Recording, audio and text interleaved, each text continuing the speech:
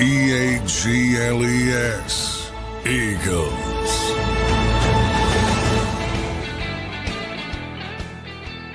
Welcome in, everybody, to a Football Friday edition of Birds 365 here on JAKIB Sports. I hate to say it to everybody, but it's actually our first Friday that's not really a football Friday. Even last Friday, you had it's always a football Friday. You're right. Always. It is always a football Friday, but I mean an official football Friday where football's coming soon. So I guess it's not the first, but it feels like the first for me with last week being the parade on Friday. Johnny Mac, how you doing on this Friday morning, brother? I'm doing well. I was just talking a little draft, talking to Daniel Jeremiah yesterday. Boy, I'm not high on this draft, man. Maybe it's because the Eagles went to the Super Bowl and I'm late to the process, but right. I am not in love with this draft, to say the least. Now, there's always going to be good players, right? But I think a lot of it stems from the quarterbacks. The quarterback is a weak quarterback class, and that tends to get people less excited. Something about it. I don't love it. I agree. It doesn't feel like there's the pop. Now, I mean, you did say beforehand, there could be the benefit of, we're on a Super Bowl run, so I haven't been as draft focused as other fan bases have been, as other people who cover the league have been. But yeah, it doesn't feel as hype, John, to me this year so far. Yeah, I look at it and I say, all the time when we get our draft people on, there's very rarely are there 32 real first round picks in the NFL's eyes. I think we're going to be very short on that list this year, to the point of 10, 12, maybe, if you really want to stretch it. I don't. And the Eagles at 32, I'm going to almost, the problem is somebody's got to want to come up, but I guarantee the Eagles are going to want to move down. Yeah. Because the difference between 20 and 50 is negligible.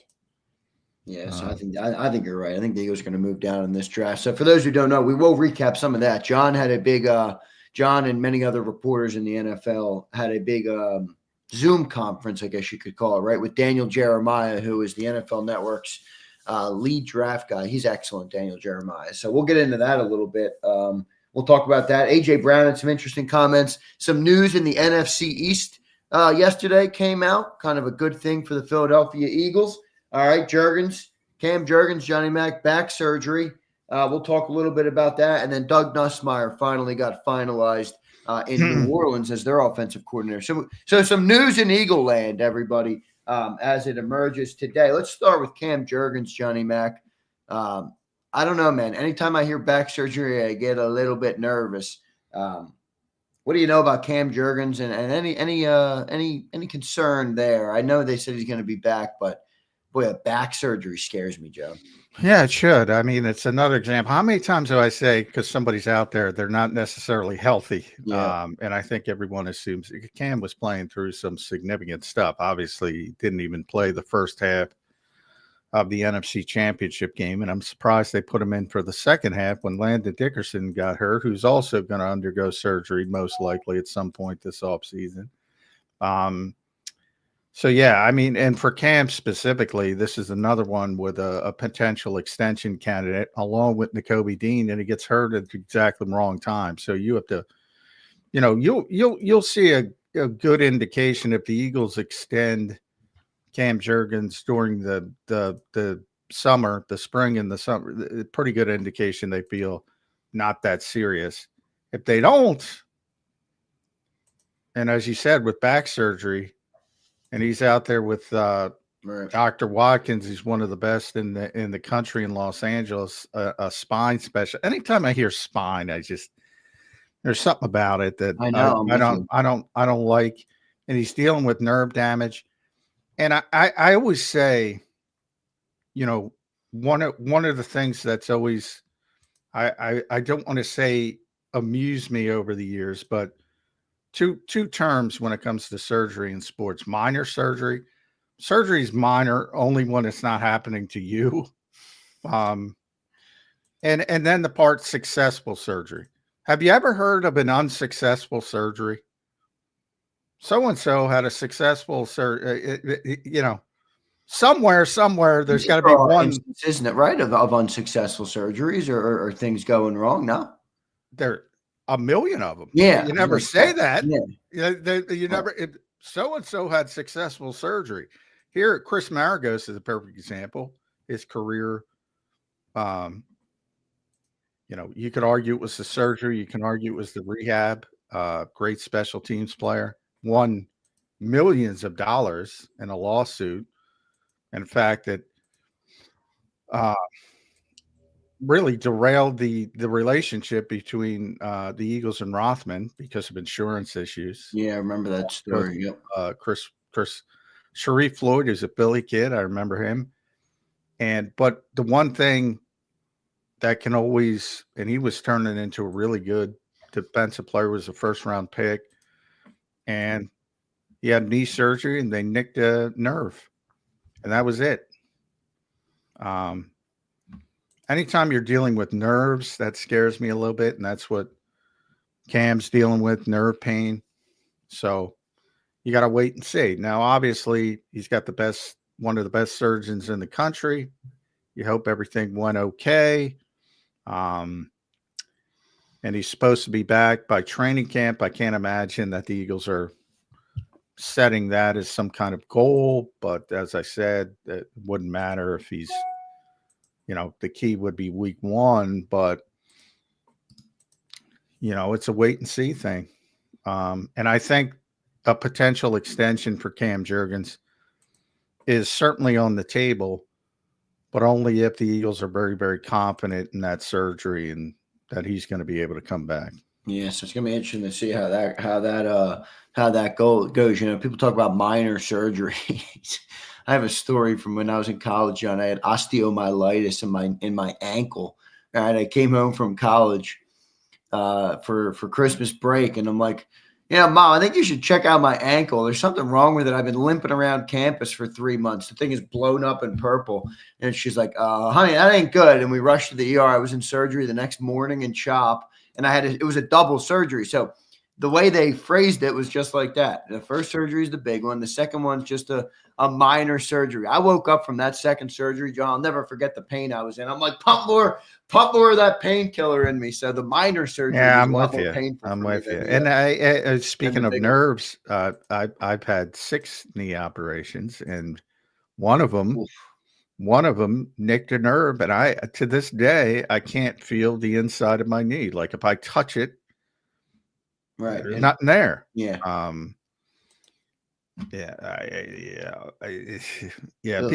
People act like surgery is just anytime you go under. Yeah, it's become so run of the mill.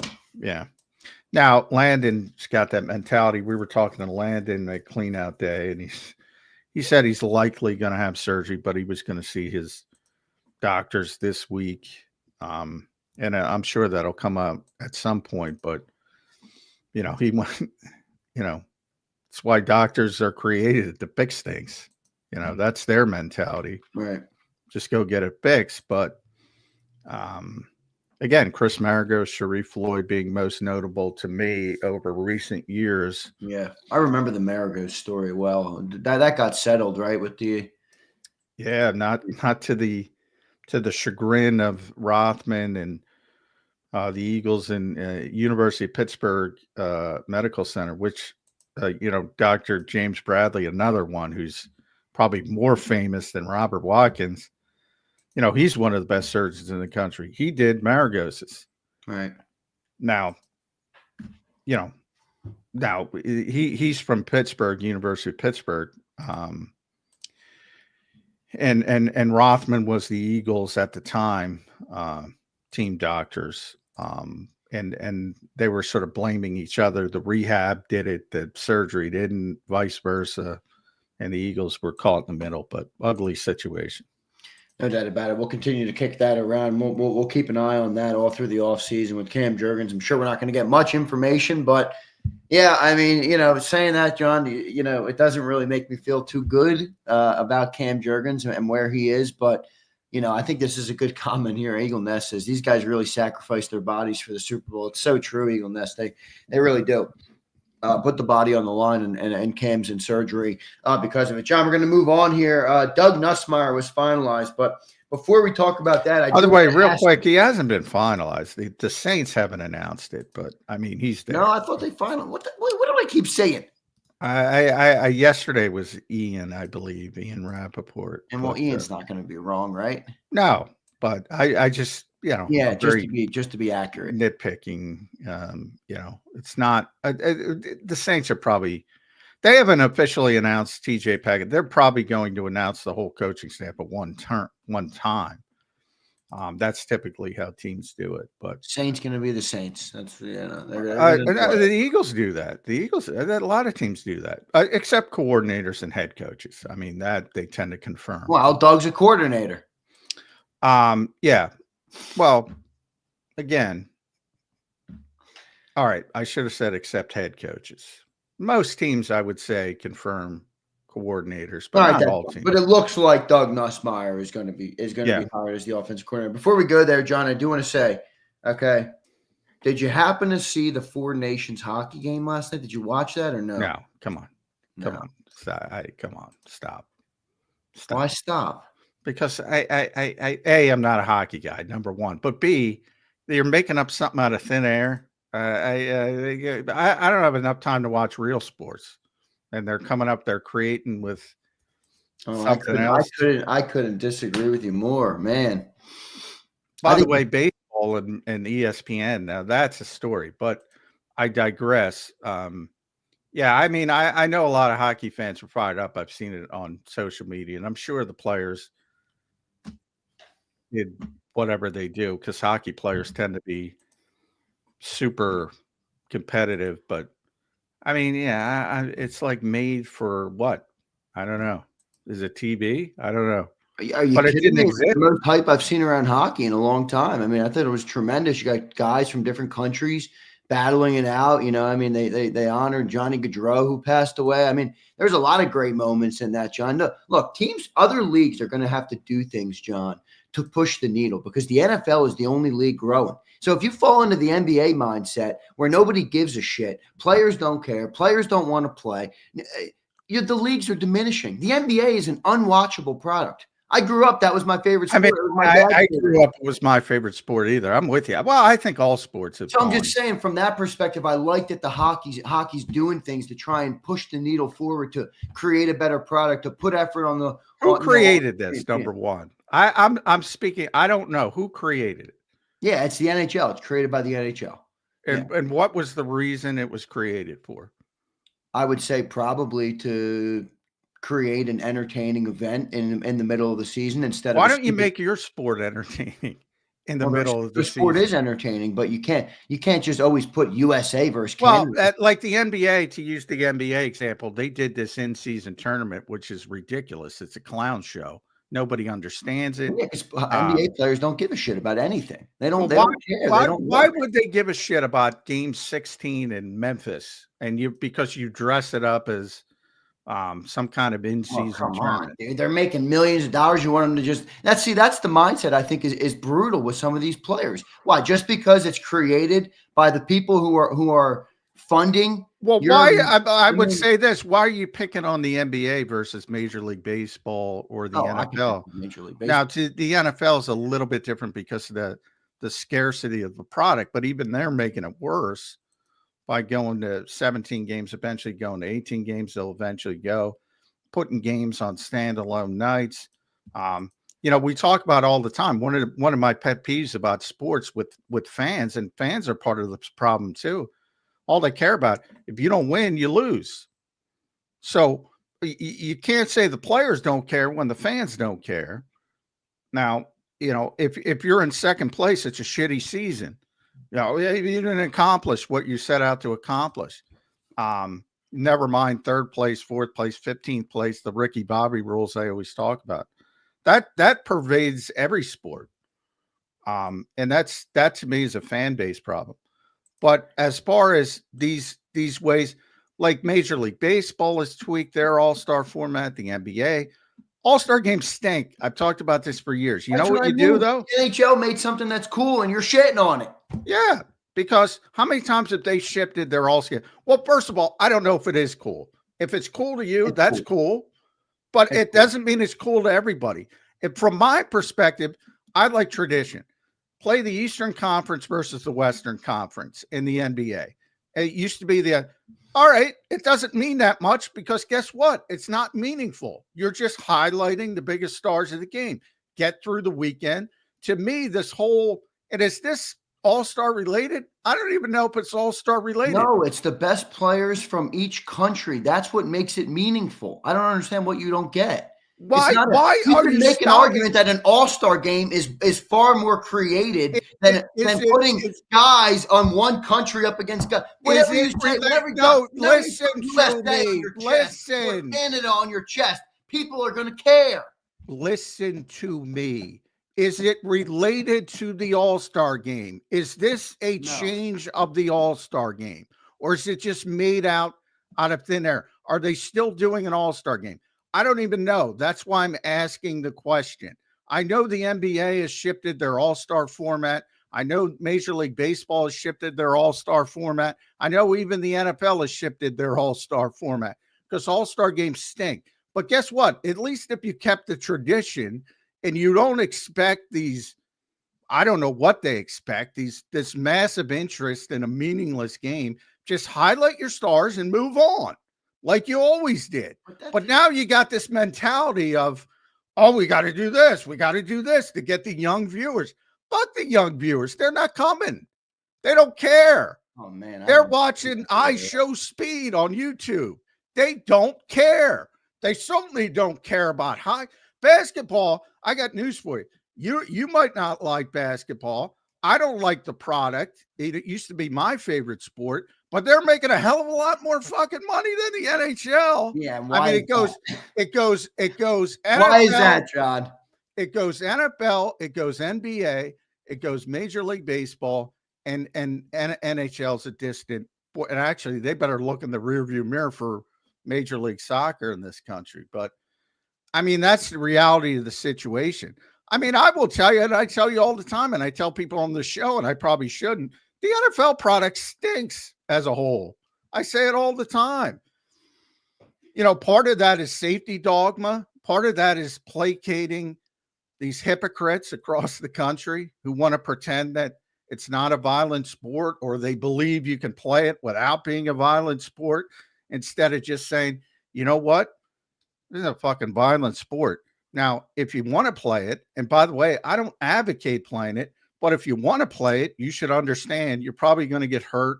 You're probably going to get injured. Some bad things are going to happen to you. If we could all act like adults, maybe you can get back to a better product. In the NBA, Major League Baseball, the nerds ruined it. I mean, they figured out one day that, hey, if you shoot a bunch of three-point shots, you're more likely to win than if you don't. In baseball, hey, forget about station-to-station baseball. If you wait for a 3-run home run, you're more likely to win than getting single. Odds tell you. Hockey, I can't tell you because I'm not a hockey expert, but I'm sure they've ruined that too. No, they haven't. Well, I mean, they're involved. I know there's analytics in hockey just like anything else. So if they're involved, they've ruined it. I know that. You don't know hockey. I'm telling you right now, analytics have not ruined hockey. Zander, I'm not arguing I'm an expert, but there's a lot of people that like NBA basketball. There's a hell of a lot more people that like NBA basketball than NHL hockey. And those people would tell you what you're telling me. You're a hockey fan. That's great. But NBA, they fucking ruined it. I guarantee you they ruined hockey too. They're involved. They ruined it. That's just the nature of it. And they go in a different direction. That's part of modern sports, unfortunately. I don't agree at all about hockey. I don't even think you're close to the mark, John. Well, you're a hockey fan. No, but that's not. But you're leaving out so much context about the game. Analytics have not ruined hockey. Hockey's biggest hurdle has always been one very simple thing: a kid at a school park can pick up a basketball and a football and throw it on the concrete, starting from 5 years old. Hockey doesn't have that accessibility to the young audience or to the young fans. So it's a niche crowd. Okay. Their ratings have not suffered in the same way. They're not as big of a sport. I never argued that. All I said was it was an amazing event to bring more eyeballs to the sport. And you're telling me if it's not tradition, it's stupid and meaningless. And I view that as a dumb way to go about business. You have to evolve. How could I don't understand how evolution and doing new things just because it's not tradition is a bad thing for the game. And I'm just a sports. It's not necessarily a bad thing for the game, but for the entertainment value. Again, it depends what your goal is. If you're trying to win and I'm using the sports I do have expertise in, you should go the way they've gone. That's the reason they do. I just Googled it. There's 50 fucking stories about how analytics are ruining hockey. I'm saying there's both sides. There's both sides of the equation. Now, you're a hockey fan. I get it. Godspeed. There's tons of NBA fans that don't agree with me.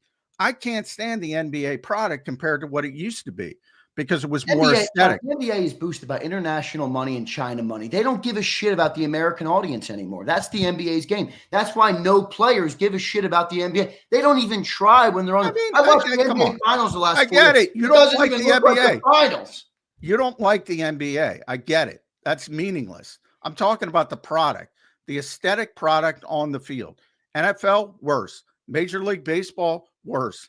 NBA, worse. And you're sitting here telling me NHL has somehow gotten better because you like the fucking sport. Well, odds are, but if one's worse, two's worse, three's worse, four's going to be worse. No, that's not how it works at all. Hockey's a completely different game. It's a completely different game. And for you to not watch it at all and then tell me the sport has gotten worse, it's the one sport where the evolution of the athlete has been so incredible that you can what can you do analytically to make the game worse in hockey? It's not that type of game. Do you not think the athletes in pro basketball are not better? They're insanely better. That's the point. How is the product worse with the athletes better? Seriously? You just said the NBA's worse. The product is worse. I didn't say the You just said, how could the product be worse? Yes, if the athletes are better. That's not happening in the NHL. You just said to me, how could the product I know what worse? I said. Then, and you just said, then it's got to be better. And then said, but the NBA's worse while acknowledging the athletes are better. I know what I said. They're better in football. The product is worse. The game is worse. They're better in baseball. The product is worse. The athletes don't make the product. It's the job of the stewards of the sport, whether it's commissioner, whether it's rules people. Guess what? Way back, Bob Gibson was so dominant, they had to lower the pitching mound because of Bob Gibson. Wilt Chamberlain was so dominant, they had to change like 15 rules to deal with Wilt Chamberlain in professional basketball. Why did they do that? Because they wanted to make the game more entertaining. And they wanted to make it a better product. And they lowered the pitching mound. Here comes the offense. How many legislation? We talk about the legislation in the NFL all the time. They're trying to create more offense, usually. Sometimes they succeed. They've over-legislated the sport. In every single sport, the athletes are better because they make more money. They don't have to sell insurance in the offseason. They can work on their bodies like Derrick Henry spends $750,000 to make sure he's in tip-top shape every single year. Obviously, the athletes are better. Nobody's arguing that. But you can argue in every sport, the aesthetics of the sport are worse. Analytics is just a small part of it. In football, there's safety issues and all that kind of stuff and legal indemnity and all that kind of stuff. With basketball, I would say certainly baseball more so. It's more nerd related than anything else. But in every single sport, the athletes are better. Every single sport. That's common sense. Where did I deny that? I said that. I admitted that. You just said. I said the product is worse. The athletes are better. And again, everything you just said is all great, fine, and dandy. I didn't dispute any of that. Again, the show's up. Everybody in the chat can say, maybe you misspoke. That's fine. I don't want to get it. I don't want. I think you misheard me, John. I don't want. Then ask the people. Ask the people. You said about how could the sport be worse if the athletes are better? That's what you said. Yeah, because the legislation and all the things around it. I know. What do you think I am? A brain dead idiot? I know what you said. Well, why? All right. You're going arguing to me. You're going down a Jody route. You're going down a Jody route. That's what you said. If you want to say you misspoke, that's fine. That's fine. You misspoke. That's an issue. We can move on. I didn't misspeak. You misheard all the products. Again, it's never John McMullen. I didn't misspeak. You misheard me because you said the NHL is the worst product for the same reason the NBA, the MLB, and the NFL are. It's not true. It's not true at all. I said the odds are because I don't follow hockey, so I'm not going to sit here. But you can't say. What do I always say? It's very difficult for people to be honest with themselves. You can look at it because you don't like the products of the NBA, Major League Baseball as much and say, well, clearly those sports are worse. But you like the NHL, so you're saying, but this one is the outlier. This one is better. And the odds are... Because it's simply not the problem in hockey. And the odds are you're wrong. But to the point of... I'm wrong because who? Because some random fucking writer who's never put on skates and never watched the game tells me I'm wrong. Yeah, okay. That's not what the problem with hockey... The problem with hockey, John, is the distribution of hockey. There's no media. You go on NHL's YouTube channel, it looks like it was made in 2014. You go on NFL's, they got 30 million subscribers, they got HD clips on every team all the time. They got every team is a $2 million media operation. The problem with hockey is the distribution. That's the problem. It's not the legislation of the game. It's not. Why do you think the NFL gets distribution the way they get distribution? John, it's a bigger sport. I'm not arguing that. Because they're people pay money for their product. The distribution is related to the interest in the product. Nobody is putting a gun to the head of Fox and NBC and ABC and Amazon and Netflix to give all their fucking money to the NFL. And when they don't give it to the NFL, they give it to the NBA.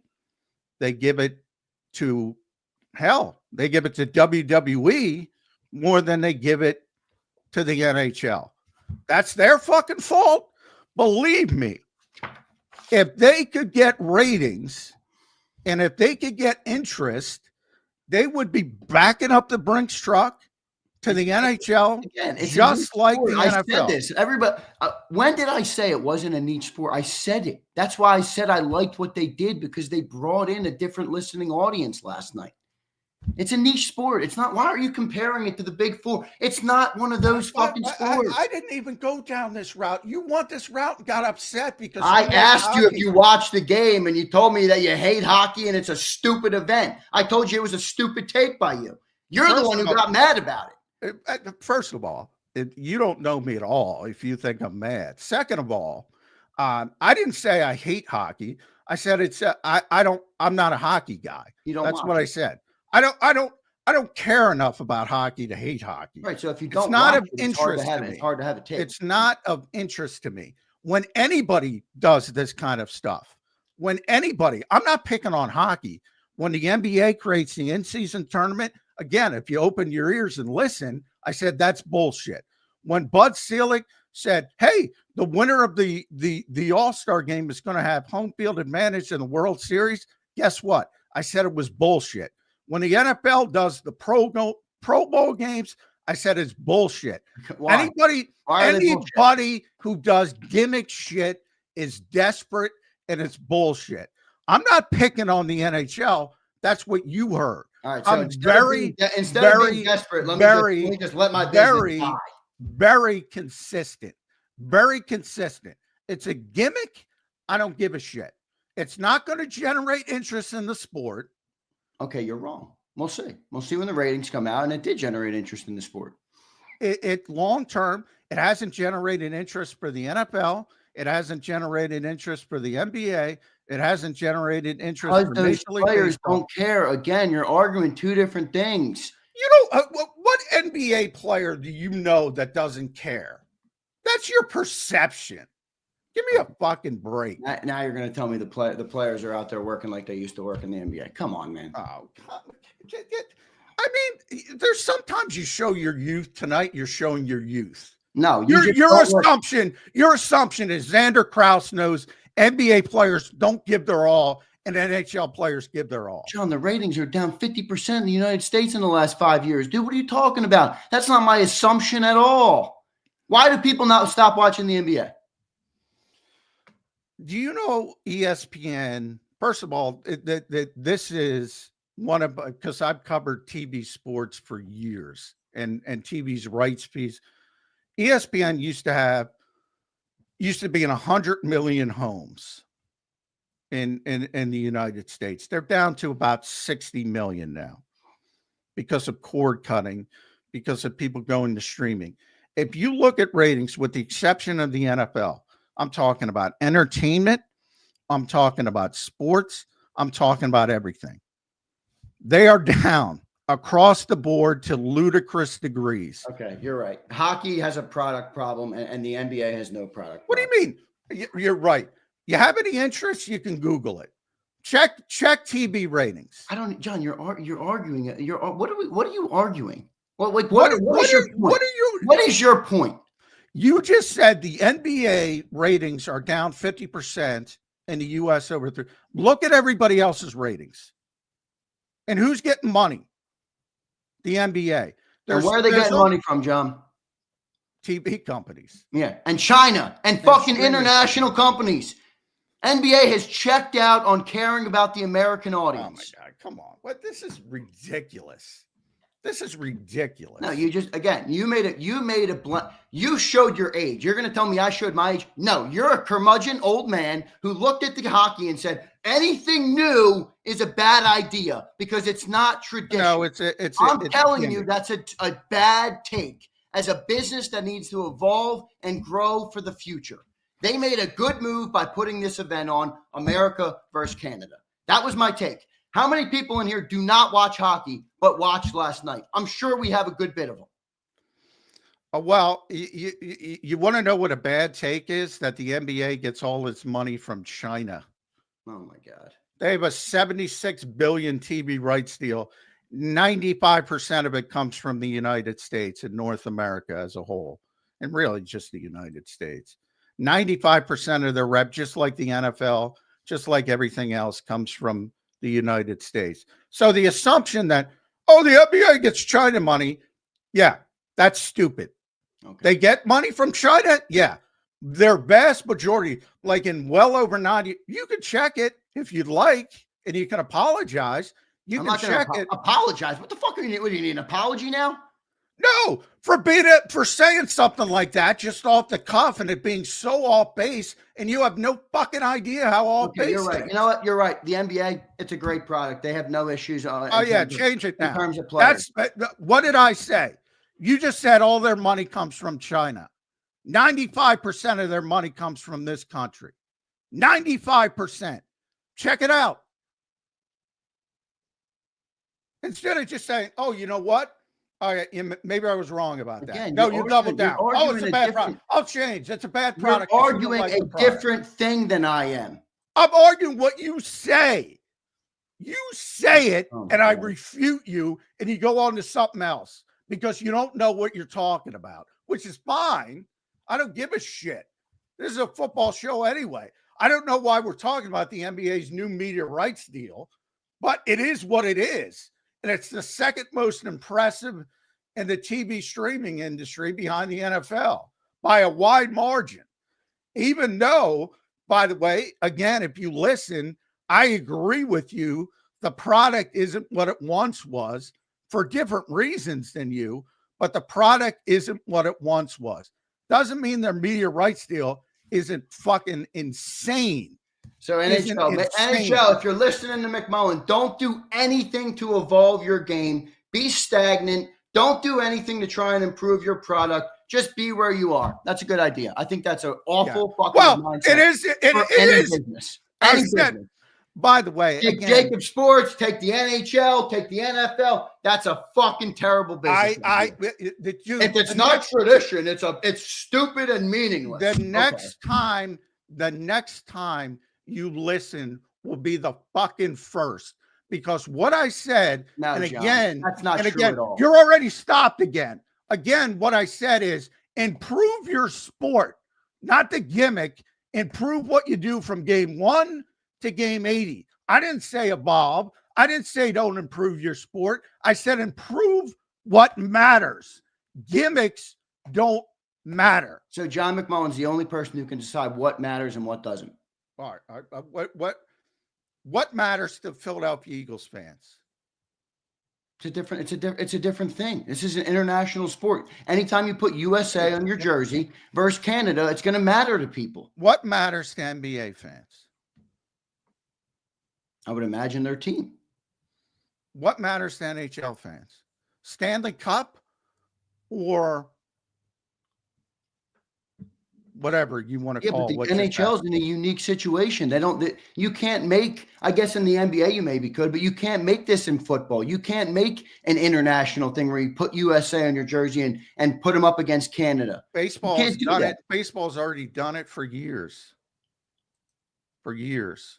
Yeah, so why are you saying it's a bad thing for the NHL to do it? It doesn't help baseball. Okay, and why is that? You think that's going to be just the same on hockey? Probably. Odds are it's not gonna do anything for the sport. If they improve the regular season, if they increase more interest in their product as a whole, their base product, what matters. That should be. We don't agree. All I'm saying is the NHL made an event that they can use to promote their league. They don't ever do a good job of promoting their league because it's a niche sport. Yesterday they made something that more people can look at, watch, and enjoy. All I said it was a good thing. And you said it was a stupid thing, a gimmick, and dumb to even do or go down that road. I disagree vehemently. I think it's a stupid take. That's fine. I don't really care. I think your take's fucking stupid. I think all gimmick. I'm the consistent one. You say the NBA's stupid. You say baseball's stupid. But no, NHL magically, when they do a gimmick, that's great. It's fine if you like it. I'm saying it's not going to resonate with a vast majority of people. I disagree. That's all I'm saying. I disagree 100%. I'm very confident whether it's the World Baseball Classic. So why? All right, just the last point. Why do you believe that no evolution is a good thing? Only tradition. I didn't say evolution wasn't a good thing. Evolve your product. Don't evolve the gimmick. Evolve your product. This is evolving their product. Anybody who even remotely tuned in last night would see that, understand that, watch it, and agree with that. You didn't watch it. You know what's a big fucking deal? The Olympics, and when the U.S. basketball team wins a gold medal. That's a big fucking deal. But again, there's tradition behind it. And even before, they allowed professionals. But obviously, when the dream team came to fruition, it became even greater because so many people were interested in it. Even last time with Steph Curry and the kid on the Sixers was on the French team. That was a big deal in its moments and all that kind of stuff. We already have the Olympics. We already have the World Championships. We already have USA versus insert name. We already have this in a meaningful platform. I don't. Okay. Yeah. You don't give a shit. That's fine. I don't think you. I wish you would have watched hockey to some extent. Do you watch the Olympics? Do you watch Olympic hockey? Yeah, I watch it all. I love it. All right, so it already exists, and I enjoyed last night. And many people in here who doesn't watch hockey and watched last night. We got plenty of people. I had people all over my Twitter last night talking to me about hockey. I said, you love it. Do you think I don't think other people are not going to love it? I know this brought new eyeballs to the sport, John. Okay. Yeah. we'll agree to disagree. Okay, we'll see when the ratings are going to come out, and they're going to be high for hockey. It's going to be good. It's going to be a good day for hockey. It was a good event last night. To say it's not because it's a new thing is stupid. I didn't say boy, man. I didn't say it's not a good thing because it's new. I said all gimmicks are gimmicks. Even if you get an artificial, and John McMullen has classified it as a gimmick. So you believe it's not a good move. Artificial burst of something is not necessarily a good thing. If you're stopping the season to do it, the same thing with the NBA in-season tournament as an example. You know, a lot that was based on a European soccer model, which is very popular worldwide. Now, people in Europe learn it from a young age. People here don't even fucking understand it. Same thing I talk about with football all the time as they try to bring in all these new international markets. People outside this country don't even understand professional football. But you know, if somebody's going to pay you money, they're going to go to a game when it comes to the NFL. Yeah, I mean, but based on your logic, you could argue all the international games that the NFL do. I hate the international games. Hate them. And why you're taking a home game away from the fan base? Why is the NFL doing it? Because perfect example. Why is the NFL doing it? The NFL has maxed out their market, and they're trying to create more money by going to international markets. They're trying to grow their business. The NHL is trying to grow its business. Yeah, that's innate to every professional sport. Everybody's trying to grow their business. You said it was stupid. The first word out of your mouth when I said, "Did you watch the hockey?" was, "It's a gimmick and it's not worth my time." I told you from the jump I disagree with that take. Yeah, but so you jump from I say it's a gimmick and it's not worth my time. That's what you said when I said, "Did you watch the hockey game?" Dude, settle down. I'm agreeing. John, don't tell me what to do. Yeah, shut the fuck up. John, don't tell me what to fucking do. Argue the point and move on. Don't tell me what to do though. All right? I'm telling you to shut the fuck up and listen because you don't listen. No, I'm agreeing with you. Completely different points that only John McMullen gives a fuck about. Jesus. And if anybody doesn't listen to John McMullen, they're a fucking brain dead idiot. That's your take. No, you're a brain dead idiot because you can't get out of your fucking way. No. You can't get out of your ego to I'm agreeing with you. I said it's a gimmick. So you're saying you think you spiked the football instead of valuing the fucking experience in front of you, you're spiking the football and saying they're trying to improve their product. They're trying to grow their product. You don't think a business in the world has tried to grow their product and failed with a bad decision, and you're out there spiking the football thinking you made some kind of innovative thought process? Dude, that's like second level thinking, second grade thinking. And what big business have you built to stand on and say, I'm the arbiter of what makes a good business decision or not? I'm not the arbiter of anything. You can value experience or you can't. And obviously you do what you do. And your ego is so fucking big, you can't listen to anybody but Zander fucking Krause. I don't give a shit. I don't give a shit whether you value it or not. Boy, you sit here on this show. That an ironic comment coming from you. Yeah. The irony in that is tremendous. Dude, hey, of all the points I made, you ignored every fucking one of them. And you can watch back this show and see it for yourself if you want to. I don't give a shit. Believe me, I know I'm not convincing you. I know that because you already made up your mind. This sport stinks. I like this sport. I'm right. I'm wrong. At least I'm fucking consistent. Gimmick, gimmick, gimmick, gimmick. Shitty, shitty, shitty, shitty. At least I'm consistent. You're shitty, shitty, shitty. This is great because I like it. That's pretty much where we are. That's not really true at all. I mean, I don't want to continue on this because we're now 35 minutes talking about hockey, and we don't need it. We don't need to continue on this. But I agree to disagree. Let's move on, Johnny Mac. Zach Martin retires, John, moving into the NFC East. That's a big thing, in my opinion, as the Cowboys continue to get worse. They lose probably a Hall of Fame guard for them, and the Eagles are moving more and more in control of this division. John, your thoughts on Zach Martin hanging it up? Not probably Hall of Fame. This is one of the best offensive linemen ever, I would argue. Certainly the best guard of his generation. Just one of those players that everybody respects. Everybody realizes how dominant he has been. For many of those years, the Cowboys had the best offensive line in football. People kind of forget. When it was Zach Martin, it was Tyron Smith, it was Travis Frederick. This is a 9-time All-Pro, not Pro Bowl selection. 9-time All-Pro. First ballot Hall of Famer, all-decade team, everything, every bullet point you need to be in the Hall of Fame. Zach Martin passed long ago. And he's still got stuff. He's still got plenty left in the tank.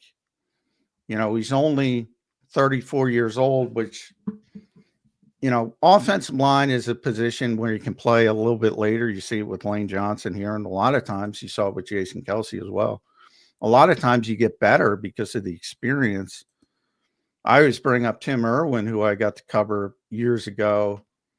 And he wasn't nearly the player of Zach Martin or Lane is here or Jason was here, but he played about 17 years and then he became an agent, and he was, excuse me, a successful agent. But I swear to God, he was better in the 17th year than he was in his 10th year, just because part of it was they let him get away with more. I always joked with him, you know, he got to hold Reggie White back in the day and others wouldn't, because of the respect he earned around the league. Part of it is just that, but Zach Martin is one of the best offensive linemen of this generation. You know, in the small, I always say, if you're in the conversation, he's in the conversation. When you talk about best offensive lineman of his generation, he's on one hand. He's a top 5 guy. Yeah, and I would imagine they're going to draft an offensive lineman now. This is where I think the Cowboys are so much more behind, like the Eagles. I mean, do they have a contingency in place for Zach Martin? I don't think that the Cowboys have contingencies for on anything. Yeah, I mean, that's part of the problem. That's the biggest part of the problem. I saw, you know, because it's funny. One of the Cowboys writers, I forget, it might have been John Machota, brought up, you know, when they drafted Zach Martin, I forget when that was. It was 2014, maybe, somewhere in that range. But it was the Johnny Manziel draft.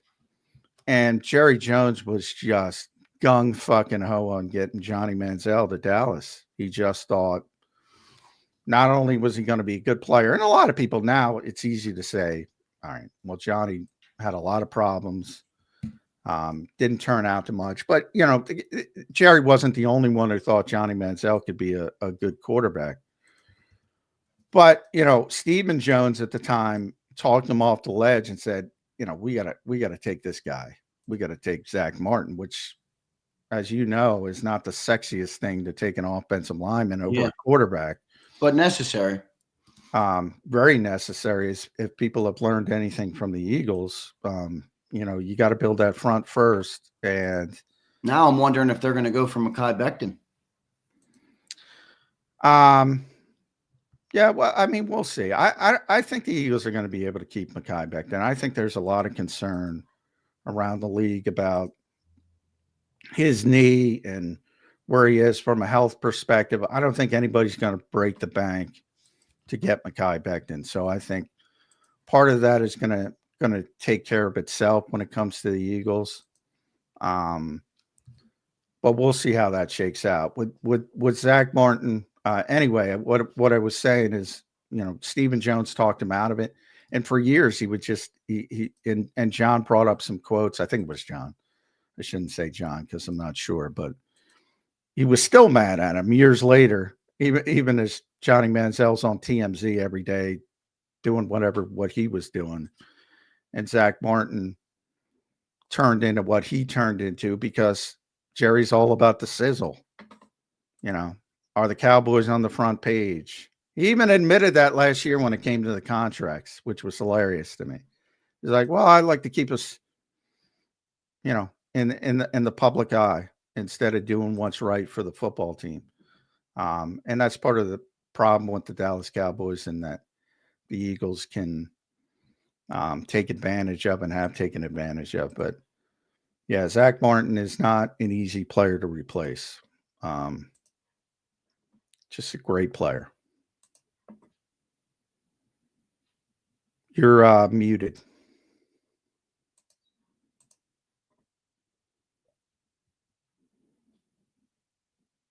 My mic, I don't know why my mic keeps stop working. You got me now?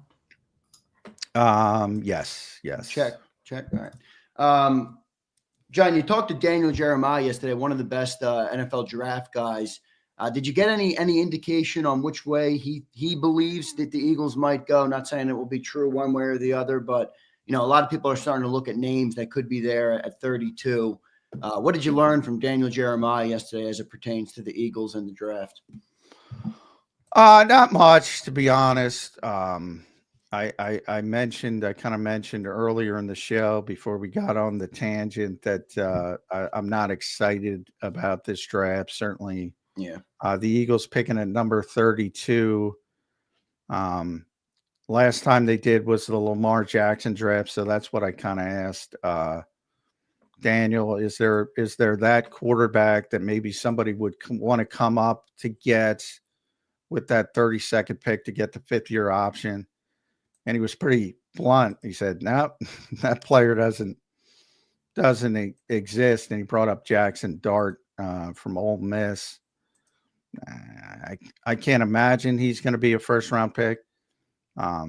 Other than Cam Ward and Shedeur Sanders, that might be it for the first-round quarterbacks. And, they generally get pushed up the board a little bit. And there's always that hope that somebody will say, I'm going to take a shot at Dart, or the kid from Louisville. I forget his name offhand. He might be the 3rd or 4th quarterback as well. But I don't think that player is going to exist in this year. Now, there's some other positions that you might want the 5th-year option. And not saying the Eagles won't be able to move out, but I think it's pretty clear that they'd want to move out. He did mention there's not much difference between 20 and 50, so to say, prospect wise. So the Eagles are right smack dab in the middle of it. If you can get somebody just as good at 50 as you can at 32, you might as well go down and pick up some extra lottery tickets. That's what Howie does well. Take some shots later in the draft as well next year. I wonder if that's going to mess up like the trade values of some of the, you know what I mean? Like 32's already got a lower trade value, but if people are looking at it like 20 and 50 are so damn similar, I mean. Well, 32 typically has a larger trade value than normal. Right, because it's the last pick. Yeah, because the difference between 32 and 33 is the 5th-year option. So, specifically when it comes to quarterbacks, most notably, I mean, Lamar being the obvious example recently. A couple years before that was Teddy Bridgewater, who was the 32nd pick. Teams would always go up to that pick to get a quarterback, so they get the 5th-year option, which is very valuable at that particular position if the quarterback hits. Because even though that 5th-year spike is going to be significant, you don't mind paying it at quarterback if you have to. Where other positions you do mind paying it. And right now, in this, but we're very early in the process. The combine's next week. We're not even getting to the combine yet. Very early in the process. One thing teams there's a lot of quarterback desperate teams every year. Quarterbacks generally get pushed up the board, and that means everywhere. That doesn't even mean the first round. Everybody thinks of it as the first round. Like Ward's going to go before he should. Sanders is going to go before he should because they're quarterbacks. Who's your favorite of these quarterbacks? I think mine's Cam Ward. Yeah, Cam, but I don't like any of them. Me neither. I don't love any of them. But yeah, definitely Cam Ward. Cam can move the ball though down the field. He has got a big arm, so I like that about him. And the weird thing is, John, we talked about this a little bit before the show. These dual threat quarterbacks, with the way the game is now, I mean, a lot of them are going to be able to have some success anyway, even if they're not, supremely talented in the arm or whatever. But it'll be interesting to see how it shakes out there. Yeah, and whether it's the third round, the fourth round, even day 3, which would be 4th, 5th, 6th, 7th, they tend to get pushed up the board a little bit more than where they should be drafted, just in general, because of the value of the position. So you never know if somebody talks themselves into, I think it's Tyler Shaw or Jackson Dart. You never know, but I doubt that's going to happen. So if you go back to 2018, when the Eagles won Super Bowl 52, that draft, they had the 32nd pick. They traded out. Lamar Jackson ended up, which I'm surprised they haven't gotten more shit for. I'm glad, but I'm surprised. Tyler Shaw is 25. That's insane, man. He's 26 in September. Yeah. And age doesn't matter as much at the quarterback position because you can play similar to what we were saying with you can play a little bit longer, but age is never a good thing. But I will say about the Lamar draft, and again, I've always been, that's one I'm pleasantly surprised by, that people didn't give the Eagles more shit about that one, just from the revisionist history, because they said, you could have drafted Lamar Jackson. They weren't looking for a quarterback. It wasn't in the conversation, but he turned into what he turned into. And they traded down to, I think, 52, up to, I think, 49. And but they would have never. Yeah, I mean, the hindsight would perfectly tell you they should have picked Lamar. They were coming off a Super Bowl, though. I mean, they were not. No, I agree. I said I'm pleasantly surprised, but I am surprised that more people over the years haven't pointed out that they could have had Lamar Jackson. Same thought. Well, you have a quarterback, but he's turned into, why didn't you do it then? That type of thing. And I'm pleasantly surprised that people didn't do that. Ultimately, they traded down. They traded back up for Dallas Goedert. And that's what I brought up to Jeremiah. Now, Jeremiah, he kind of balked at it pretty, because he said Dallas has got plenty of football left in him, which I agree with. But when the Eagles drafted Dallas Goedert in 2018, Zach Ertz was 27 years old, going on 28. And by the way, in that season, when they drafted Dallas Goedert, is when he set the record for receptions by a tight end, which was like 116 or whatever. So it's not about replacing Dallas Goedert right now, but it's about replacing Dallas Goedert maybe a year or two down the road. And there's a bunch of good tight ends in this draft, but he didn't bite on it. He did acknowledge there's a bunch of tight ends and the good tight ends in this draft. So that's a position I would keep an eye on if the Eagles can trade down. Because, hey, they've done it before.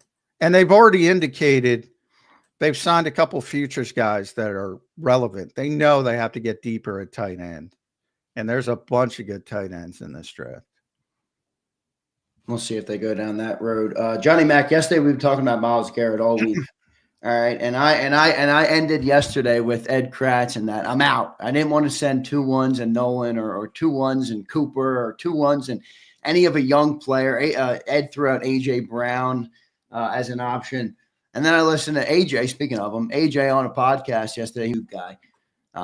and they asked AJ whether who's one guy you'd want to play with, and he goes, "I want to get Myles Garrett. I want him with Jalen Carter and Nolan Smith would be incredible." So I heard that, and I'm like, AJ Brown's telling me he wants Myles Garrett. Maybe we got to make this move, but I still don't see it. But I did think it was interesting to hear AJ Brown say that. Well, I constantly try to point out that the Cleveland Browns insist they ain't trading them, so that's number one. But is there some business there though, like where you say that because it boosts the, you know? Well, yeah, that's part of it. But right. no, I don't think they want to trade him. Well, yeah, they definitely don't want to.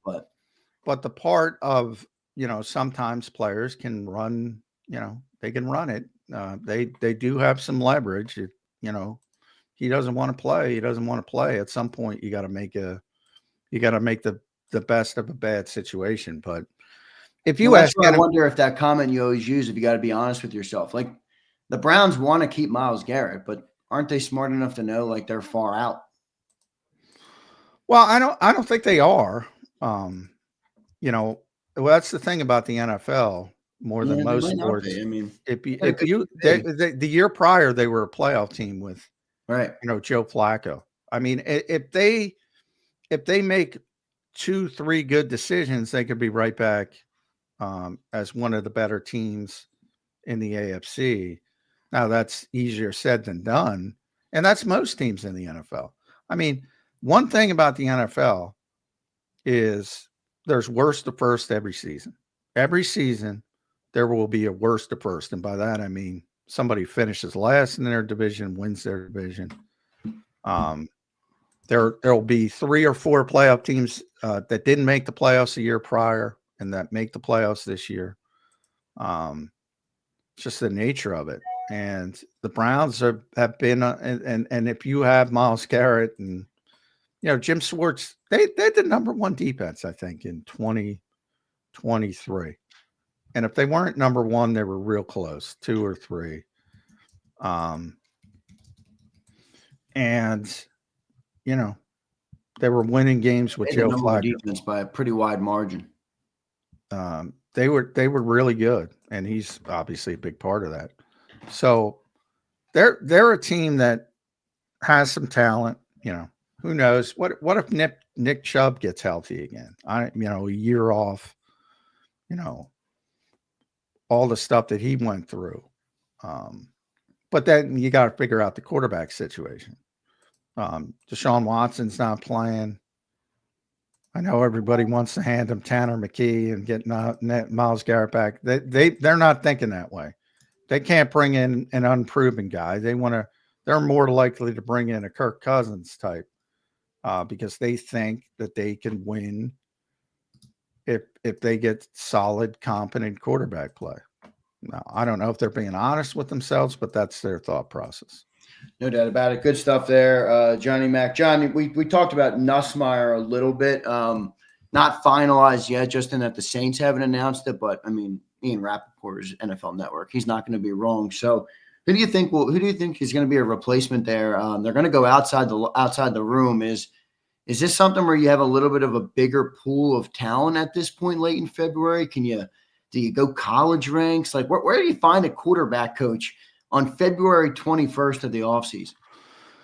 Yeah, you might have to go to college ranks. That's part of the problem. I mean, that's sort of what happened last time the Eagles won the Super Bowl, and they had to make some changes. And even to a certain degree, when they fired Doug, and but they weren't. The original plan was they weren't going to fire Doug, and then things went off the rails, and they fired him late in the process. And Robert Saleh was already along the process to becoming the Jets coach, and Arthur Smith was long in the process to recovering the Falcons coach, and Brandon Staley turned them down, didn't want to talk to him because he didn't believe that Howie Roseman would hire a defensive coach and Jeffrey would hire a defensive coach. He's probably right, but by the way, that's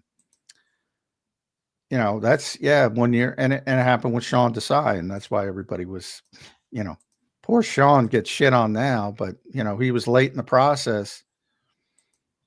You don't have the best candidates, or what are perceived to be the best candidates, but that doesn't mean I think about those names I just said: Robert Saleh, Arthur Smith, Brandon Staley. Back in 2021, those were the hot candidates to be head coaches. And everybody was, what the hell is Nick Sirianni? Who's Nick Sirianni? What is Nick Sirianni? Right. Especially after that Zoom press conference. And everybody wanted Robert Saleh and Arthur Smith and Brandon Staley, including the Eagles, by the way. But sometimes it's better to be lucky than good. No doubt about it, Johnny Mac. John, we're going to have Chris Franklin coming up in about 13 minutes from now. It'd be good to talk to Chris Franklin. We got a lot of super chats. Let me get to him. Here. I'm sure I know what they're all about. The great debate of hockey here today on the show. Chris AM checks in with $50. Chris, thank you, brother. We appreciate that support. He says, my people, no cussing. You're better than that, Big Z and Johnny Mac. Much love to you guys always. We want it all. Oh, yeah, go.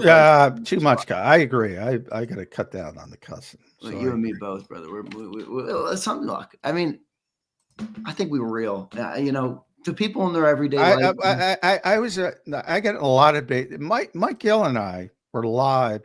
I probably told that show at Harrah's in Atlantic City. People thought we were going to get in a fist fight. I'm like, I'm going to have a burger with them afterward.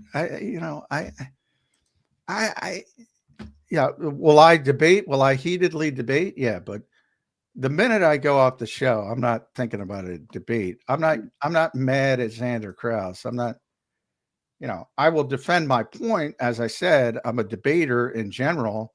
I will defend my point, but yeah, I think we both argue two different points. I don't take it seriously. And I know people don't believe that, but no, I got you. Real Zeal checks in. An international hockey tournament without Russians due to politics is fake. Where I agree is that the Russians should have been in it, Zeal. I agree with you on that, brother. I agree with you on that. I mean, how do you have my larger point, you already have the Olympics and the World Championships. Why do we need another international? But yeah, the Russians should be involved. Well, just real quick, the thing I think that makes hockey different, and where I was wrong was probably on the shit I said in terms of China and some of those things, but you can't do this with another league because I don't think the players would care. Like the hockey players cared last night, John. You could see it. They wanted to play, and I think that's what gives it an advantage to be able to grow the game. Sammy says, Zander, you misspoke. It's all good. All right, Sammy, appreciate it. No Limit says, life's good. Eagles won the Super Bowl and we arguing about hockey. Ain't nothing to complain about in Philly but the Sixers. Well, yeah, there's a lot to complain about with the Sixers. That might be a good take right there. Yeah. No Limit. But I mean, like I said, Olympic basketball is huge. Yeah, it is for obvious reasons, and some of the best players, now that pro players play, and it was even huge last year with the final against France or whenever that was. But yeah, I mean, Olympics are huge, and they exist. That's kind of my point. Dirty D says, I guarantee the Four Nations tournament generated new fans and revenue. I know this because I know people who never watch hockey that were watching it and cheering like they've been a fan of hockey. I agree, Dirty. That was my point on it, is that I thought it was a good event, but I get what John was saying.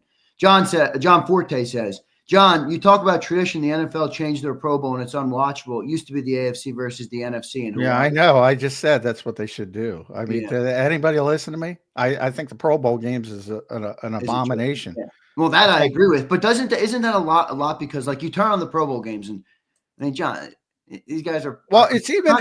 They're not trying though. Like these athletes are amazing. Well, football's not a game for an all-star format. I agree. And I'm not saying the football's doing anything wrong. I'm just saying it wouldn't work. But here's the thing: even in the NFL, the only thing I'll stand on, even in the NFL, which does not need gimmicks, because you people as fans will not turn it off. I mean, that is clear. It doesn't matter what you say, you're watching. They use gimmicks, and I don't get it. John, we're going to be watching men in tights in 6 days. In 6 days at the NFL Combine. Yeah, I mean, well, that's not a gimmick. They just I know, but I just mean in general. The NFL. No, well, I'm with you. I can't believe anybody sits there and watches the NFL Combine. I can't believe anybody watches. I'm going to watch it for sure. I mean, it is a bunch of guys running, as you said, in tights, running. I mean, it's very important. But the fact that they get people to watch that is amazing. Amazing. Dirty D checks in. Dirty D. I hate the Pro Bowl. I hate the NBA All-Star Game. What the NHL did with 4 nations was awesome. I agree, but I don't want to get back into it. Suplex says, hockey doesn't translate to TV as well as other sports. The NBA sucks because of the 3-point shot and everyone believing they're Steph Curry. That's true. I've said that for years. Steph Curry broke the NBA, man.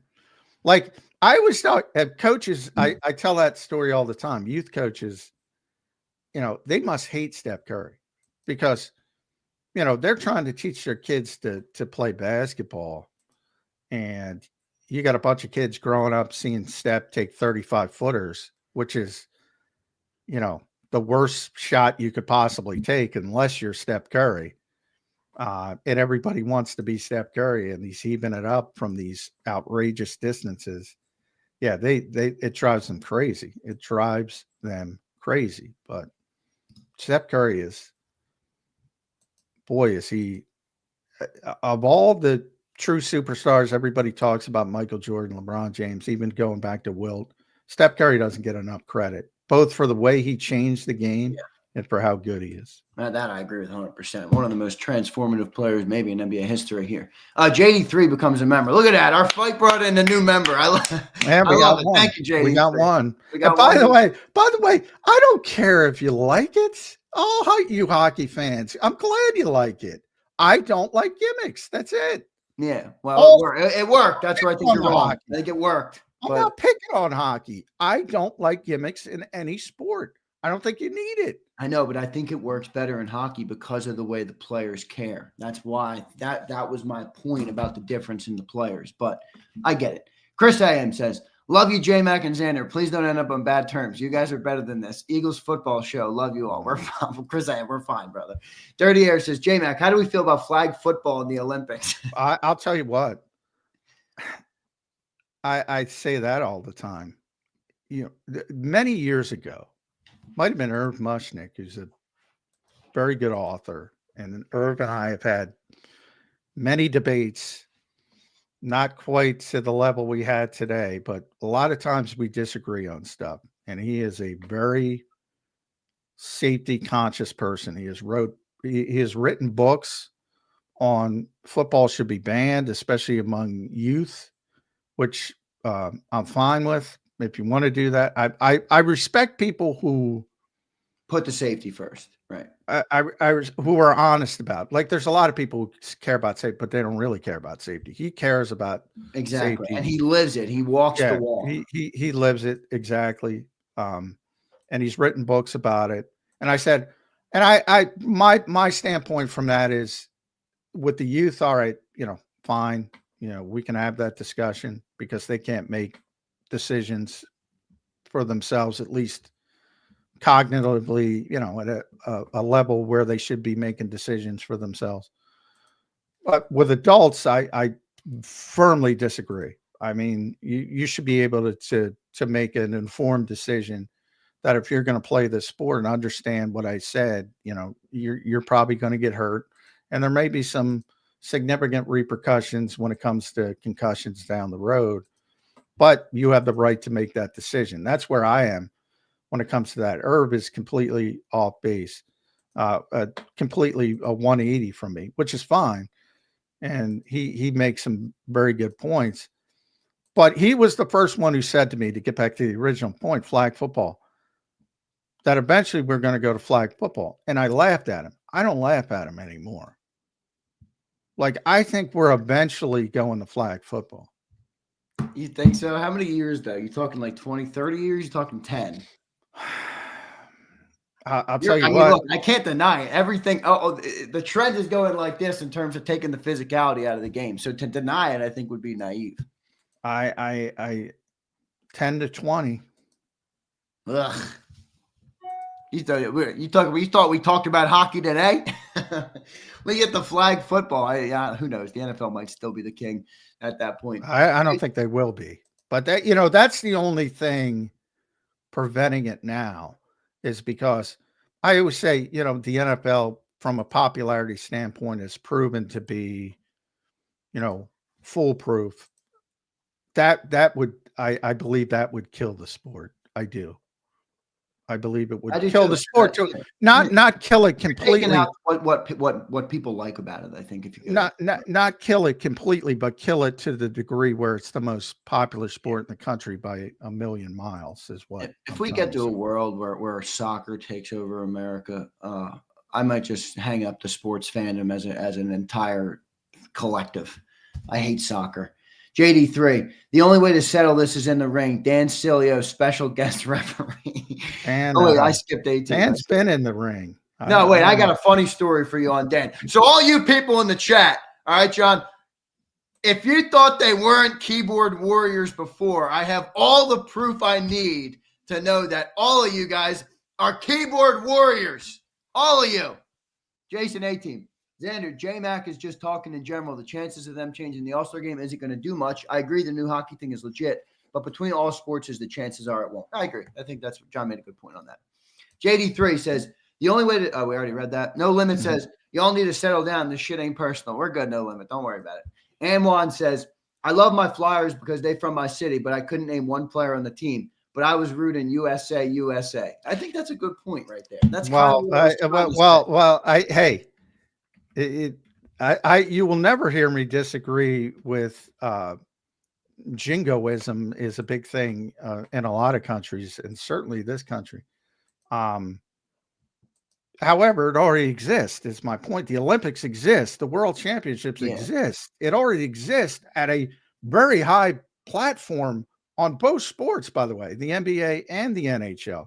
Now, baseball is not as a world-centric sport, but there's a bunch more, obviously. I think on the long-term scale, though, I do think a yearly event like that with the nations colliding type of thing. Because remember, that's one part of hockey too. That exists. That doesn't exist in football. All right. Well, let me ask you this. Polarization of like Canada and USA, which will always exist. It's certainly more polarized now, but because of the tariffs and all. Oh, yeah. But all right, what happens when it's an Olympic year? Like, I don't know. The thing I would hope would be that the four nations gets big, and this year was year 1. Maybe by year 10, people continue to care about it, and it becomes a big thing. But I think that's a fair question. I think something the NHL is going to have to work out. But I don't know. I think on a yearly basis, on a long enough my timeline, only point is having that type of yearly saturation or that type of yearly spike in viewership will overall help the game of hockey. That is where I believe. If the U.S. beats Canada, which I don't know, they probably won't, but if the U.S. beats Canada in this new thing, and then Canada beats the U.S. in the Olympics, I think Canada's going to be puffing their chest out. That's true. Devin Shanahan says, Big Sills was calling me Lil Z yesterday. I think I'm more of a Lil J-Mac after that NHL swear off. That was awesome. Handsome Hustler says, who's your favorite to win the Stanley Cup, J-Mac? Las Vegas. Kyle Studer says, can the Browns start to lose leverage in the trade market by waiting too long to move Garrett? When does it become a situation they have to salvage? You're far off. There's no evidence that they're trying to salvage anything. I think that's just hopeful rhetoric from Eagles fans or any other fan base that wants Myles Garrett. There's no, they've been very consistent that they're not trading Myles Garrett. Most of the speculation is, Myles requested a trade and they responded, and I get why people talk about it. But as of now, there's no the new league year doesn't start until March 12th. There's no urgency at this point. I think 4 p.m. that day, right? Is when 4 p.m. is when free agency. Yeah, generally it might be midnight, but I haven't. Back in the old days, that was the old days. They would do it. That was crazy. Now that you just brought that up. It used to be we had to stay up till midnight, because all the stuff would start happening.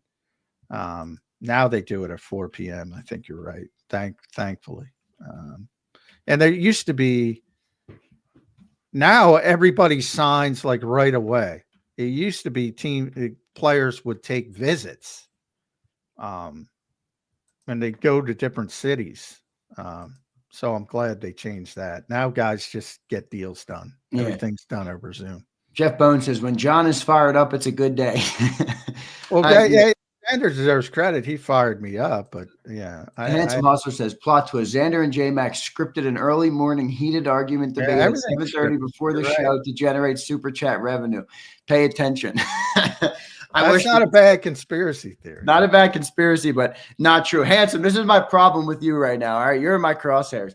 So John, yesterday, Silio. All right, you know how many emails, how many texts, how many tweets, how many comments I've gotten daily about how much they hate Dan Silio because he doesn't like Jalen Hurts and all of these great things about the Eagles.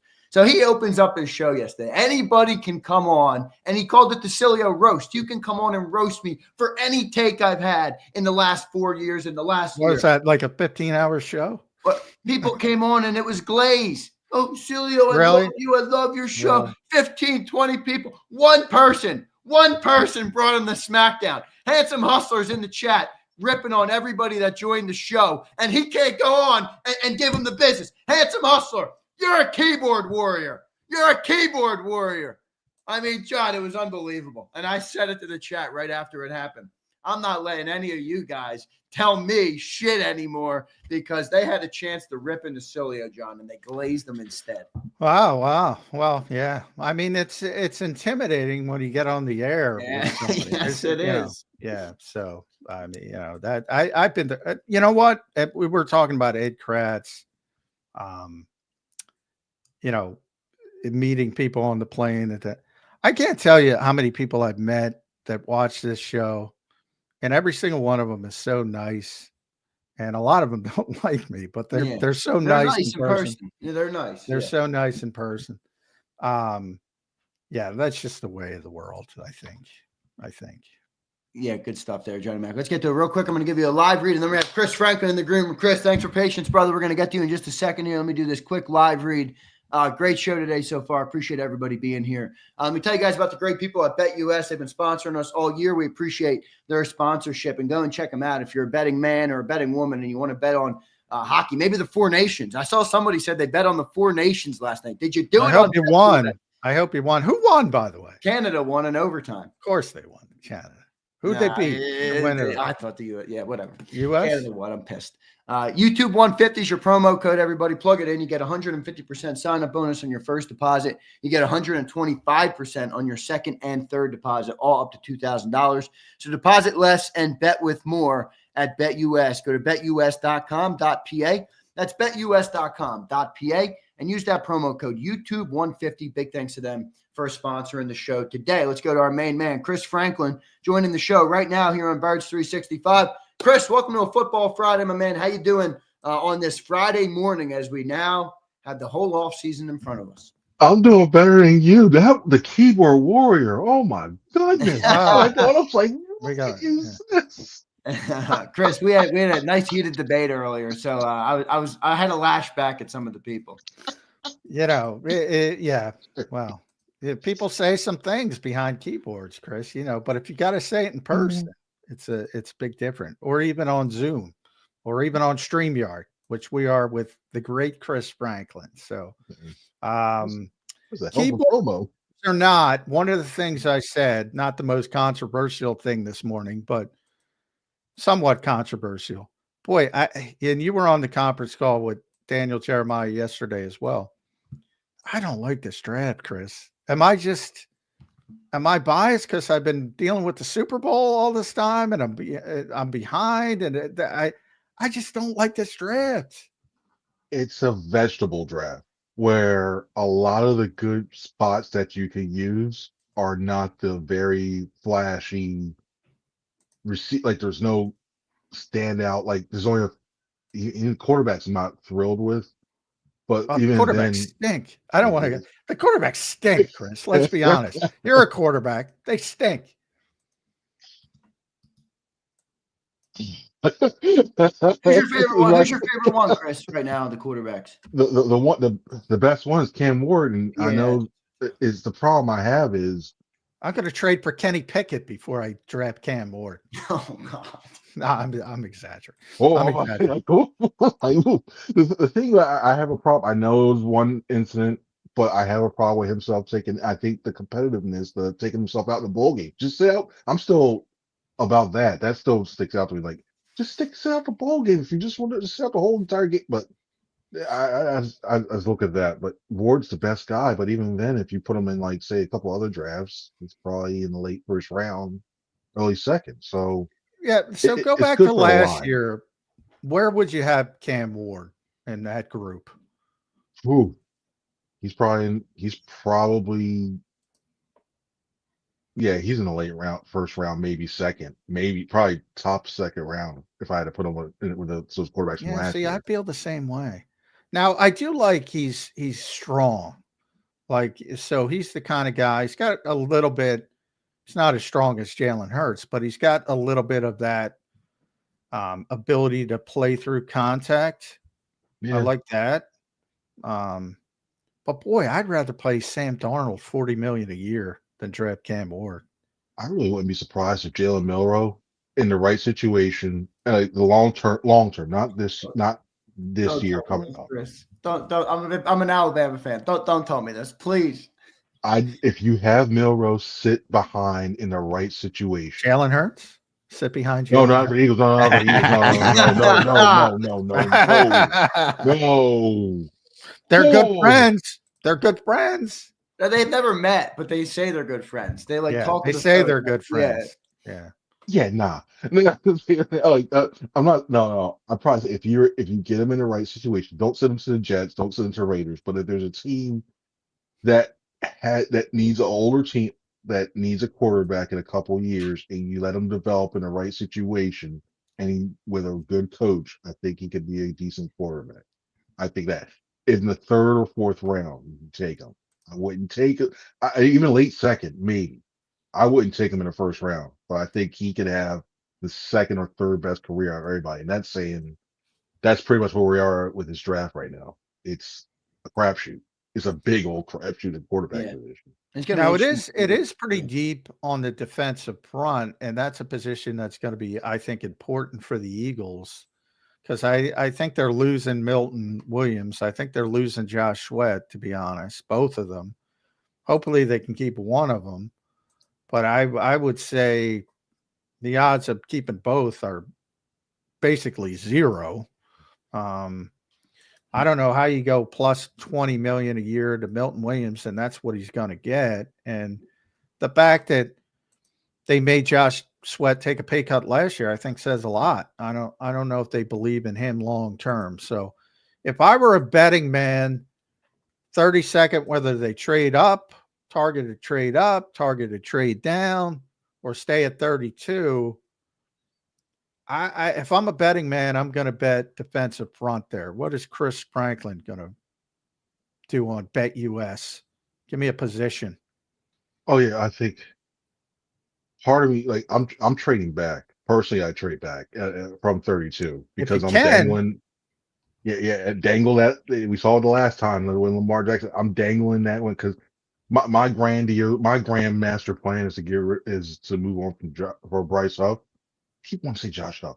From Josh, Bryce Huff, I want to do an NBA style trade and attach a pick you're going to dump. like, You're going to like a third or fourth, just to try to say get rid of that and maybe increase how something he can after June create 1st. buyout market. Yeah, Just buy him out. well, after June 1st, you can get you get a cap saving. So I'm like, all right, I'm attaching the pick so that way I want to move back. But if I had to bet, I really think it would be a defensive edge rusher because you look at the offensive line, like you don't need it. Lane's coming back for a couple of years, and even though you had Steve, I really think if Becton does go on, but I think he resigns. But if there's something that he does move on and somebody does sign him for a lot of money, I think they really would roll with Steen for next year, and then just get another veteran backup just in case something were to happen to him. So I think when you look at everything, an edge rusher will be one. After that, they're not taking a linebacker. They're not taking a linebacker with the 32 pick, even if it's a top eight. They're not taking a By the way, linebacker. DJ, I think said those exact words. They're not Yeah, taking a line. Even after Zach Bond, they're not taking a linebacker. and that's why it's from when you look at this, like I know we've seen trends buck this last year. We saw them pay a lot of money running backs, what have you. They are not taking a linebacker. Like it's just not happened. Like, and then when you see Mock saying, "Oh, well, off the ball linebacker is going to come here for Eagles," I'm like, No, it's not going to happen. Like, it's a tale as old as time. There'll be a thing. Well, Jerry Robinson's the last person that was drafted by the Eagles. This Yeah, is the you can year. This roll is out going to that story happen. every year. Jerry Robinson. It's not happening. It's not. So edge. I look heavily at edge rusher, and your question as well too. I thought was very intriguing too about tight ends. Yeah.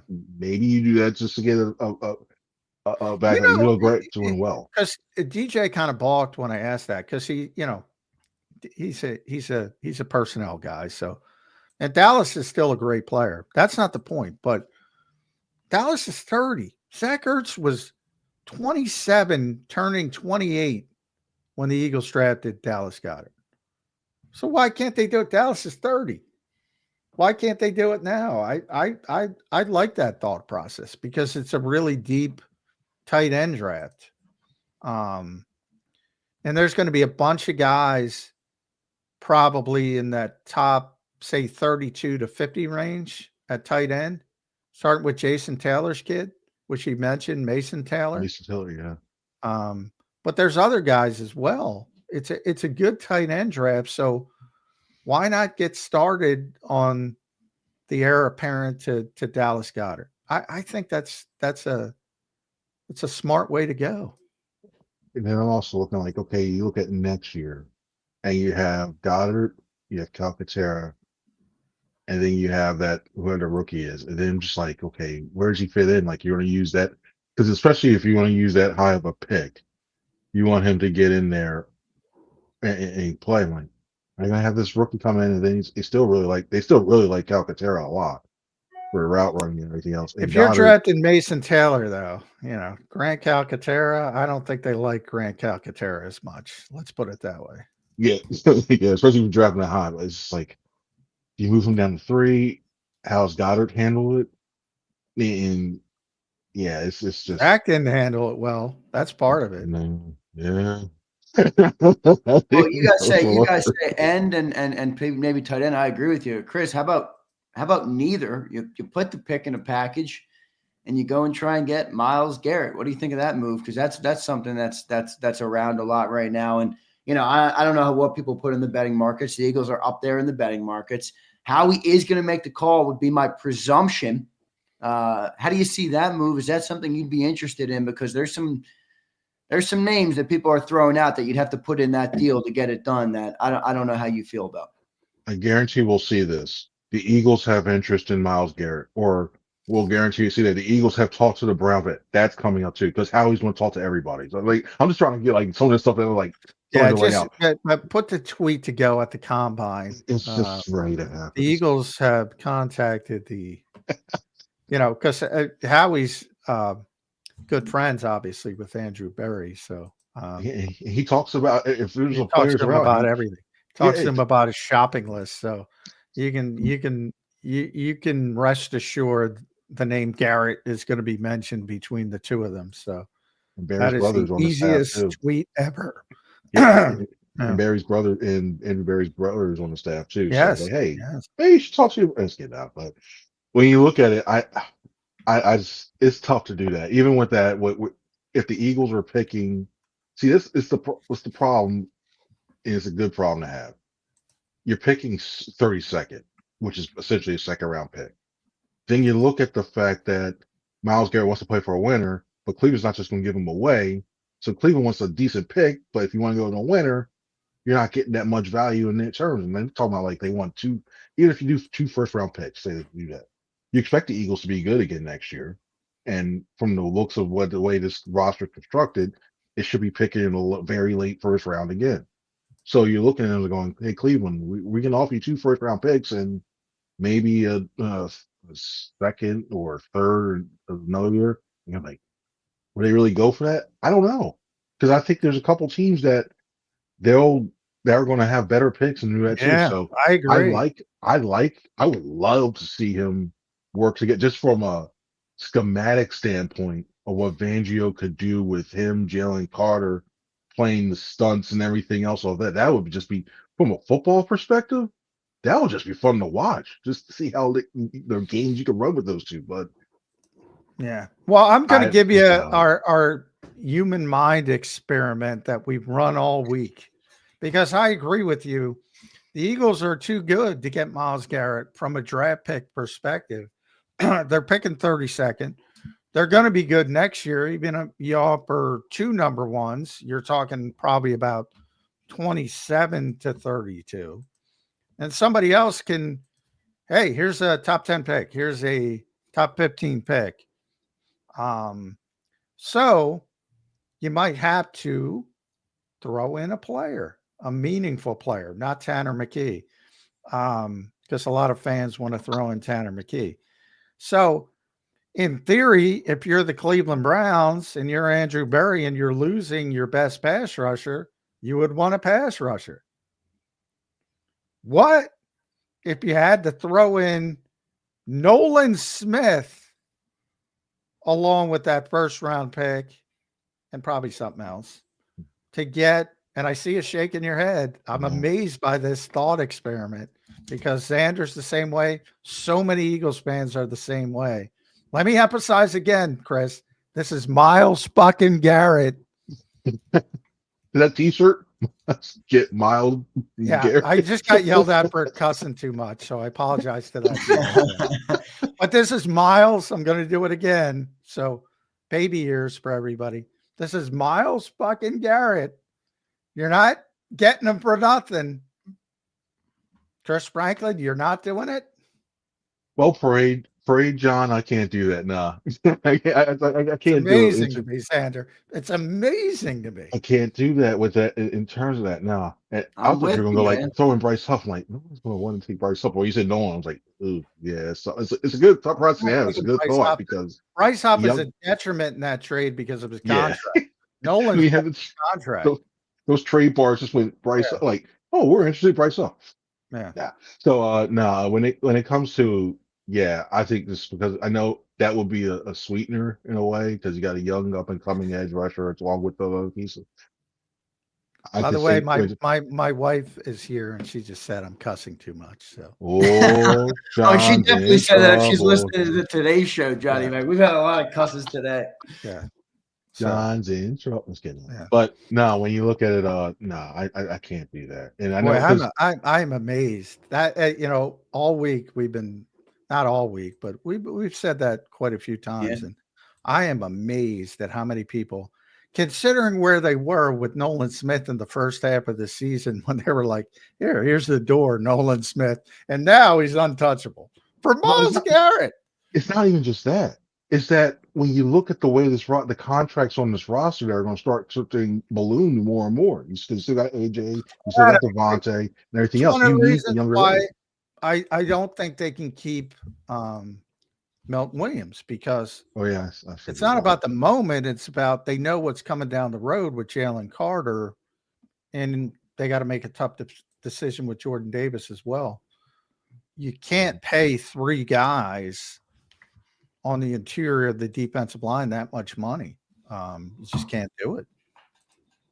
I love the fact that we look at that disagreement, not to say no say fight, but Tom Donahoe and Howie Hara, Lee McNeil versus Milton Williams, and now all of a sudden Milton Williams is like the guy in there. But yeah, I mean, it's more like not just the interior line, but you need that labor, the players to backfill some of that place as well too. And Myles Garrett is going to be very, very good for 2-3 years, but then you just have to worry about look at the age factor as well too. And you hate to That's say all that they're with Myles looking Garrett. for. John, correct me on this if I'm wrong, Yeah. but don't you kind of think they have like a 2-year window here for Yes. Garrett, just because Carter, you're going to have to make the highest paid defensive tackle in the league, defensive lineman in the league, probably in 2 years, right? So if you can front load some of Garrett's money now, and then you give yourself an out after 2 years of the deal, I don't know. I feel like it would work, but maybe I'm wrong. Well, Howie looks at things in 3-year increments. So, I mean, if you can get Myles Garrett for 3 years and he's still playing at an all-pro level, Right? And 2 Super Bowl championships on top of it. Oh, baby. Yes, that's the upside.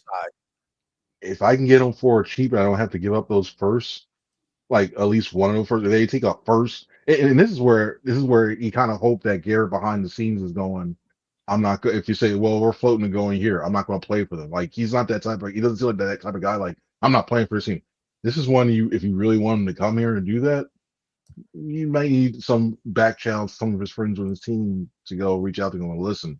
You want to come here, you want to win, you want to play hardball a little bit and say, listen, I'm not going to this place or I'm not going to that place, what have you.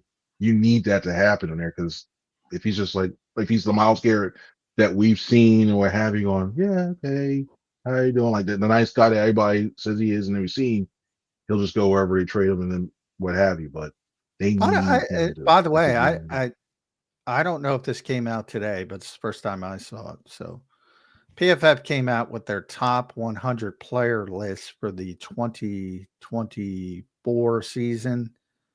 Number 1, Lamar Jackson. Number 2, Myles Garrett. Who's number 3? Josh Allen?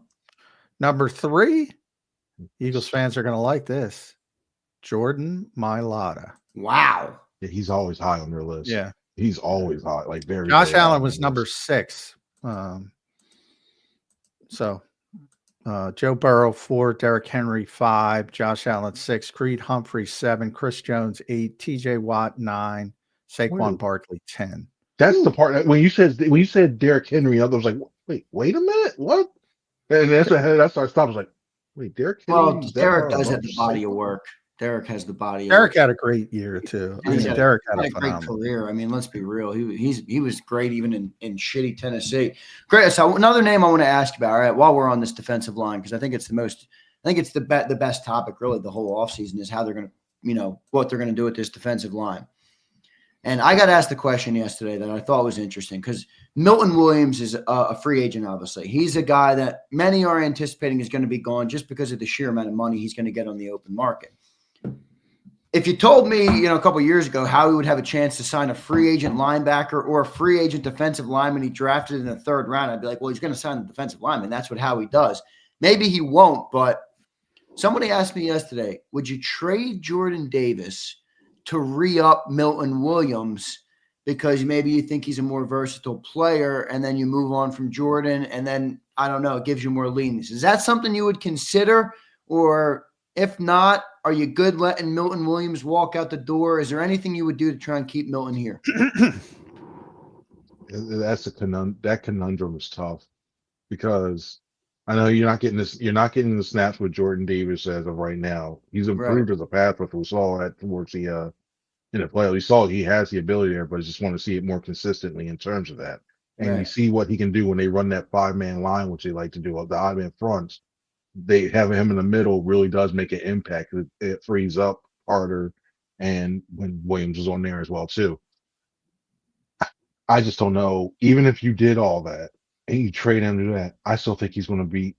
The Eagles are going to get it. I think the Eagles are going to wind up getting a really good comp pick in 2026, like one of the higher ones, maybe a 3rd round, just because Milton Williams has the potential to be that good to be a starter and be disruptive of all time. I just think he's that good. So somebody's going to throw him, John Mel's word, stupid money at him, and then because he's got that money, even if you trade it away and you do all that stuff, I just think he's just going to get too much money to get on it.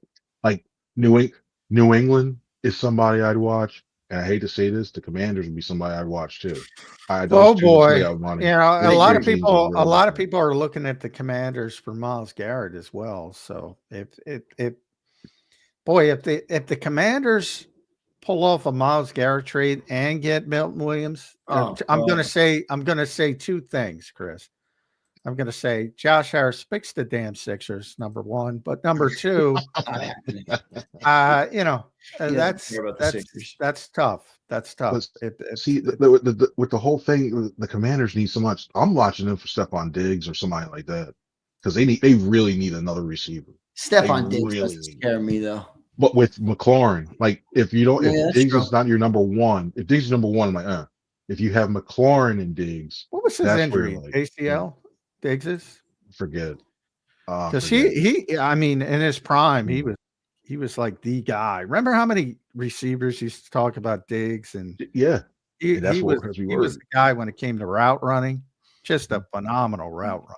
I feel like that, John. I feel like that scenario though with the Commanders you gave. Wouldn't that be too many defensive linemen? Don't they have Deron Payne, Jonathan Allen? Allen, yeah. Well, And if they sign Milt, they would move presumably you're someone, right? moving on from some of them, but Yeah, yeah, it's very unlikely to happen. But I think Garrett could be likely. It's more of just bringing up Josh Harris ruining the Sixers and turning around the Commanders. That was my backhand. Sell the team. Just sell the team. It's so bad. You got to give him credit. He's doing a good early job with the Commanders. Absolutely. Well, if he doesn't sell the team, at least get rid of Maury. I mean, come on. There's a lot of money in the NFL. Yeah. Evidently, Sixers not as important, but I digress. Coaching staff. We now know Kellen Moore is out. Doug Nussmeier, no surprise. TJ Paganetti is out. Maybe a little bit of a surprise. And now the Eagles need, I think most importantly, you make the Kevin Patullo move, which I think is the right thing to do. But now you need a quarterbacks coach. And slim pickings out there this time of year, Chris. They don't have a natural guy to elevate on the staff right now.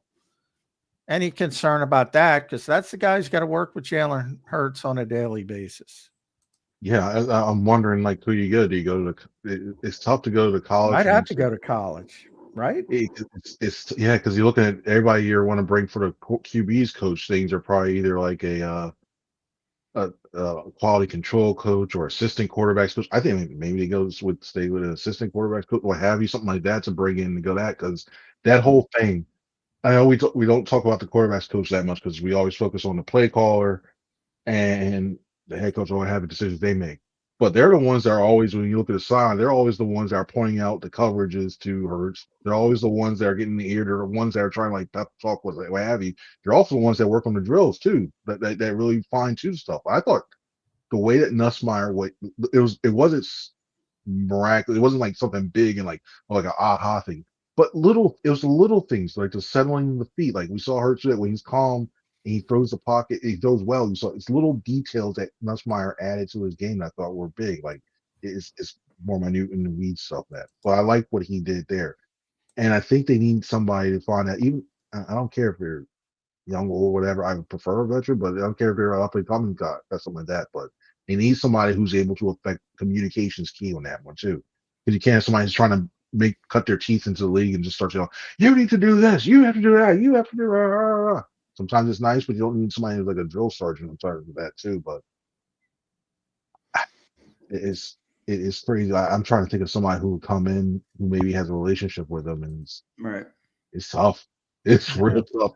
Like I thought, like if Patullo if the Eagles got bounced early, and the one name that kind of surprised, I thought maybe a guy like Tommy Reese would have came in. Yeah, Tommy. I always thought Tommy would be here because Nick likes him so much. Right. Yeah. Do you like the Patullo hire, Chris? You go with that? Yeah, you need something like I have no problem with it at all, especially for where you were this season and where everything's ended. It's tough. Like, I would have I probably would have joined. I'm gonna try. And they probably did some interviews. Like I'm trying to call around and get that too, but everybody's so tight. Well, they have to. They had to do too. Yeah. But they could be Zoom interviews, so it doesn't have to be in person. So right. I love places like to really draw it out. Maybe take some time to go to college. Like say, hey, what's going on here schematically that's starting to be used utilized a bit more that can be implemented into the NFL game, what have you, and really start that. Guys can get clinic tape or stuff like that for there, so you can get stuff like that. But yeah, the one thing I actually kind of like about the pending hires is the Parks Frazier hire. I like that in terms of. You know why I like that? I don't know Parks Frazier from Adam, but I like that because he's a Nick Sirianni guy. He's an Indy guy, and I like when. And I said this last year. If you're going to keep him as a head coach, you got to let him be the head coach. Right. And now, because he's won the Super Bowl, they're allowing him to be the head coach. He's obviously very close to Kevin Patullo.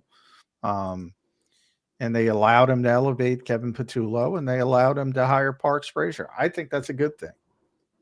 And I think, even though I think people are starting to figure the Dolphins' offense out a little bit, I think not a little bit. I think they figured it out. there's some things in terms of some of those certain motions that they use to get those guys open that I think you could bring in here and merge it a little bit what their Eagles are already doing. And You're then I the think that first can one. benefit too. I wish we had a banner, Zander, because Chris is the first one. He just mentioned motion. That is the kickoff to the off season. And we're going to be talking about motion and scheming guys open throughout the off season. And Chris did it. He broke the seal. No, God bless you. God bless you. We're going to be talking about it. We're all going to be writing about it. We're all going to be talking about it. And then we're going to get to the regular season. The Eagles offense is going to look like the Eagles offense. That's what I'm curious to see like the unique motions. I like that stuff. I want to see how. Well, I think we all do. It's pretty. Yeah, it's pretty. It's aesthetic. they used it on the go route to AJ Brown in the Super Bowl, John. Yeah. There you go. They should do more go routes. Yeah, that's their blitz. That's their blitz. That's how they solve the blitz. Just go route to AJ. That's it. Don't do anything else. At C Franklin News, make sure you follow Chris on the X platform. Read them at nj.com. Does a tremendous job there with our buddies Bob Brookover, Caden Steele as well. Zach Martin retired, which is, one of the great. I'll leave you with this stat because I just saw it. This is amazing to me. This is unbelievable. 9-time All-Pro, 7-time first team, 2-time second team. Zach Martin, and this is courtesy of Warren Sharp, who does a great job at Sharp Football. Zach Martin had 6,659 pass pro snaps in his 11-year career, 0 holding penalties. I'll put this right. Called holding penalties. Yeah, called holding penalties. Called holding penalties. Well, part of that certainly is reputation. That is an insane statistic. It is absolutely mind-boggling. Part of that is reputation. You're right. Guys get away with holding, but part of it is just pure dominance as well. That is nuts. One of the great offensive linemen of all time. Boy, the Cowboys keep just losing people, and I don't think they have any contingency plans, Chris. They never do. That's where Howie sets himself apart. Well, when you go all in like they did last year, you usually get results like that. So, but in terms, like you look, that is until Jerry Jones decides to give up the GM role. And even I think even Stephen Jones would do a better job. Like some of the stuff Stephen Jones says, like you're like, what? I don't know if he's just backing up his dad or what have you, if he really thinks that, but can't do any worse. You really can't, because it just looks so like that's the thing. Their draft personnel does a decent job finding these guys. And then it comes like 2 or 3 years, and then they put their foot in their mouths when it comes to negotiating contracts or trying to play hardball. Yep. They lose a guy, and this makes everybody mad. The fact that you have a guy like Zach Martin and you really couldn't do anything like that offensive line a couple years ago. Oh, it was unbelievable. Amazing how that for, and you couldn't get you weren't able to do anything beyond that. You really wouldn't be able to do anything. You were number one offense at one point. Yeah, all stuff. You couldn't find a way to keep them together and keep replenishing them because you were trying to chase everything else and try to be, we're the Cowboys. Look at us. Look at this. We're America's team. We're trying to do this. Buy our stuff, buy our merch and everything else, and not instead of reinvesting in stuff and trying to win. And this buy is the our merch. That That's it. That should be their team. They're pretty damn good at that. Team motto. They got Netflix shows on their cheerleaders. Yeah. You can make a strong. I said for years, Will McClay is one of the best personnel guys in the business. You can make a strong argument. Now, there's a lot of recency bias because the Eagles have had tremendous drafts over the last 3 years, but you can make a strong argument since Will has been there. Nobody has drafted better than the Dallas Cowboys, but then they screw it up. Then they screw it up when it comes to extensions and, making decisions on who they need to keep. And not only, even when they keep them, they end up paying the penalty because Jerry Jones waits so long because he wants them in the headlines. But they are a very good drafting team, and they have been for a very long time, the Cowboys. What's ESPN saying? Oh, you're not the one? Let's do something. What can we do to make this headlines?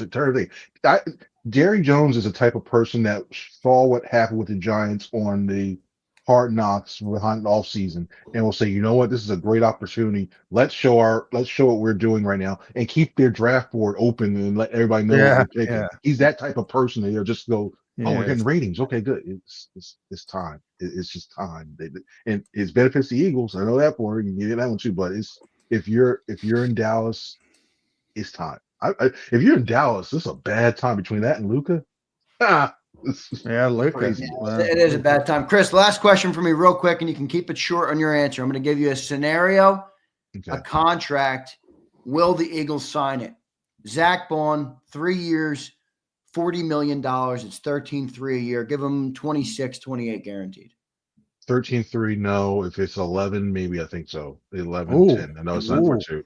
You want to not even going to go 13? I'm not walking away from Zach Bond at 13.3. Me neither. I'm signing 13 that is It's a lot, but I mean that dude, Chris. I would. If you're going to reward Yeah, anybody, you're saying the Eagles won't. I got what you're saying. he made plays in week 1 through the Super Bowl. It was an amazing season, amazing, consistent season. If anybody, it's got to be an outlier. Like Saquon was the outlier running back. He's got to be the outlier. He's very consistent. Bring him back. He's very consistent. Everything else, I know they bucked the trend with Saquon with a position they impact players, what have you. 13 and the off the ball. I know you can do some rushing stuff. I just don't know. I don't know if they would do it at 13. That's where I'm like, ugh, that's well. I seriously think about it. If you can get some discounts everywhere and maneuver the cap everywhere else, I think about it at 13. But I don't think they're signing him at that.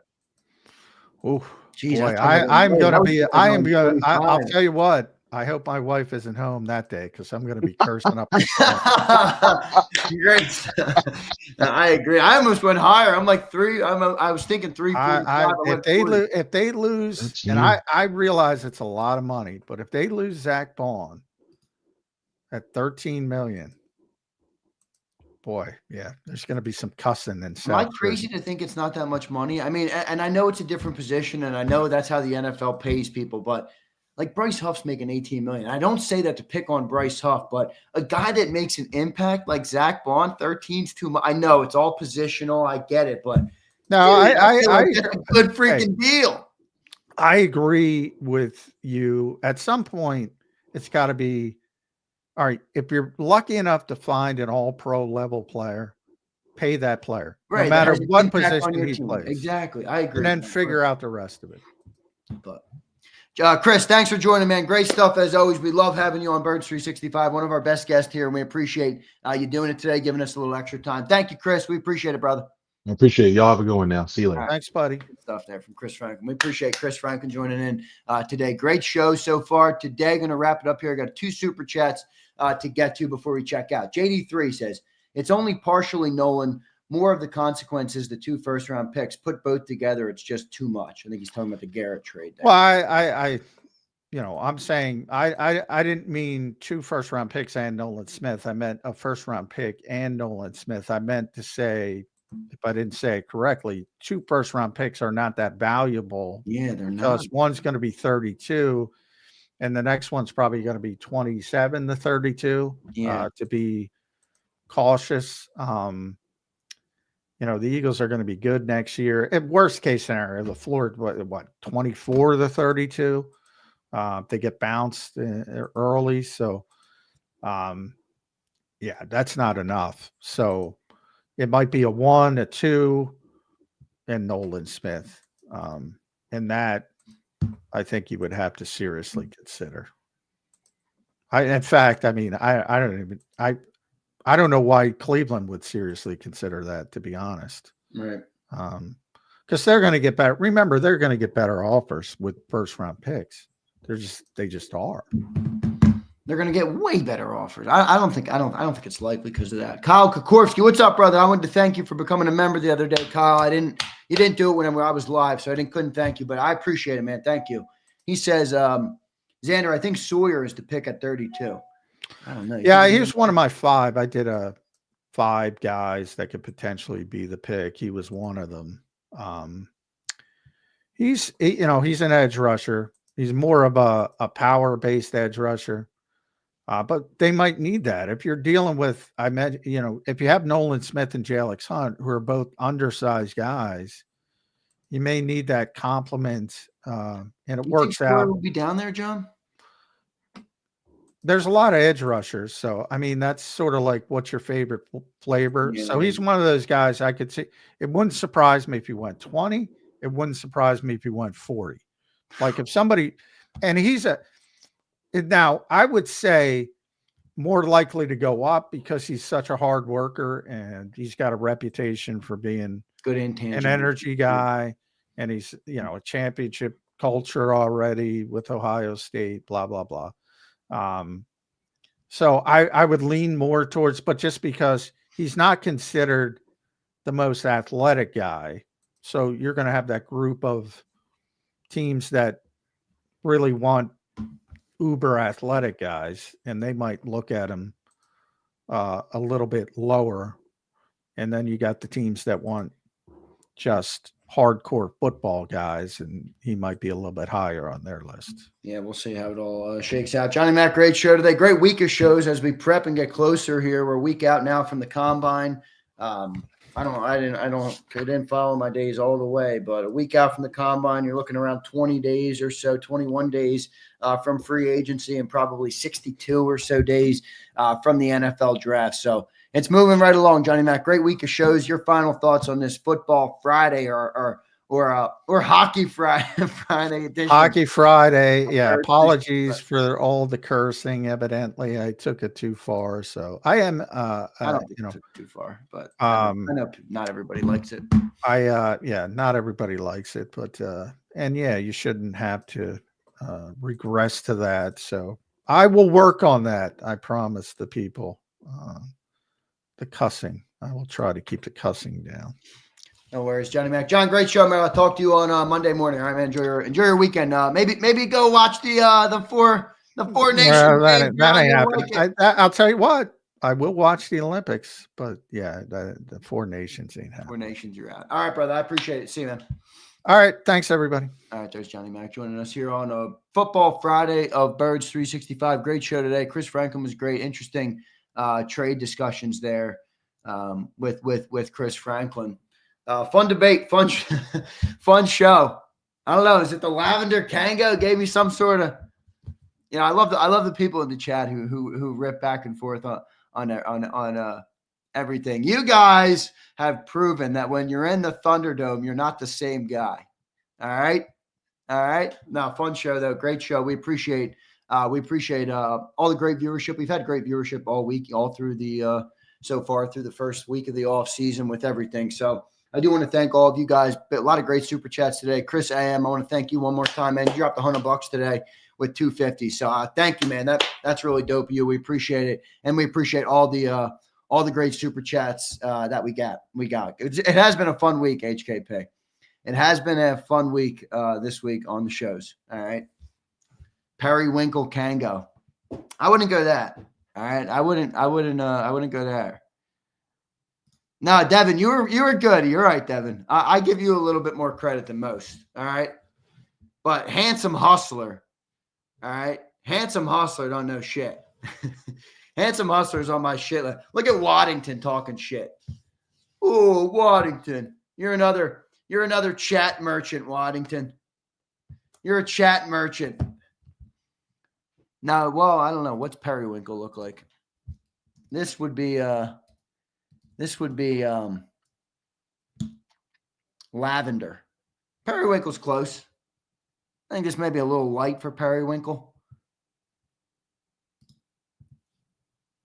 And Mel says, what's up, Mel? Watching from Twitter. I love it.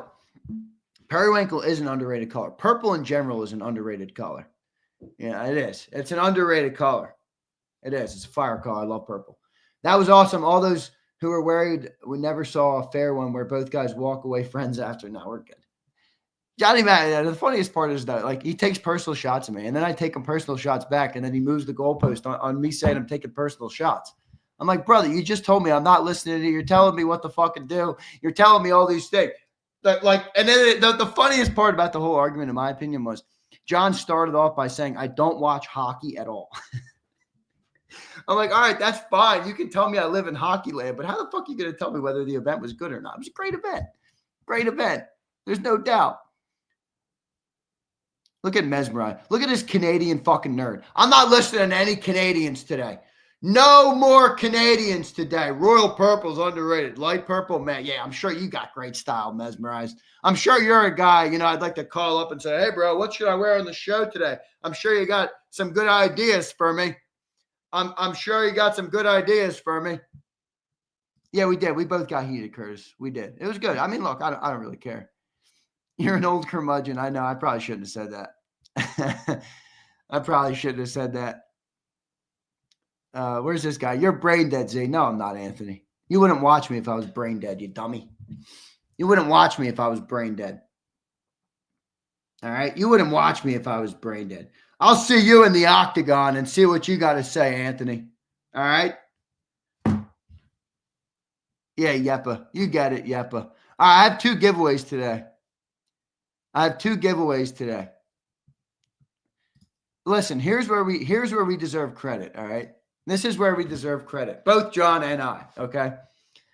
We took a football audience, and we all know how football audiences are. Cue the God, I just got it. Thank you, my man. A hoodie order, and you got the Stout U hoodie. Thank you, bro. All right? This is what we deserve credit for. We have Birds 365, a dedicated football audience, okay? And we made an entertaining hockey segment. You might not have liked it. You might have said, I want them to move on to football. But you can't tell me you weren't entertained. You cannot tell me you weren't entertained. All right? So Johnny Mac and I both deserve a little credit for that. All right? We took a 30-minute hockey segment in here on Birds 365, and we're going at it. We're duking it out. I love it. It was great. It was great. Let me get my 2 jerseys, by the way.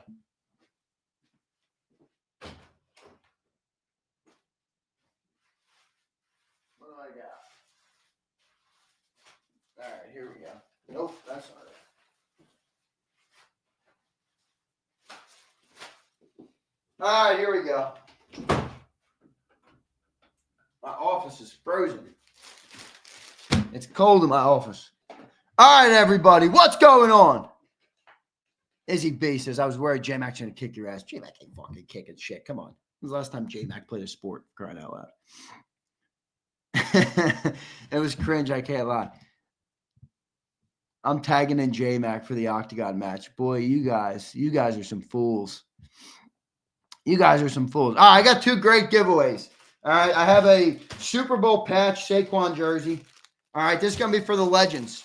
So we got a Saquon Super Bowl patch jersey. It's a size XL, all right?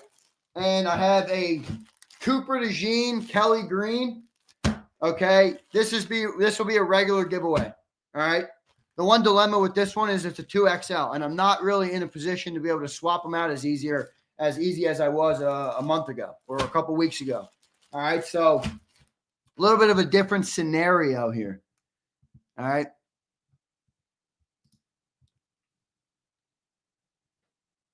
Mesmerized. No, you're not. Chris A.M., I respect J-Mac. Come on. Come on.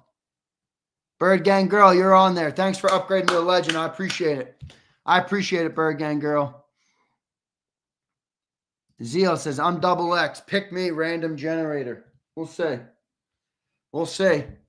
We'll see who gets picked. All right. Jason wants the Barkley. Barkley's a legend, Jason, so you're going to be eligible. You'll be eligible.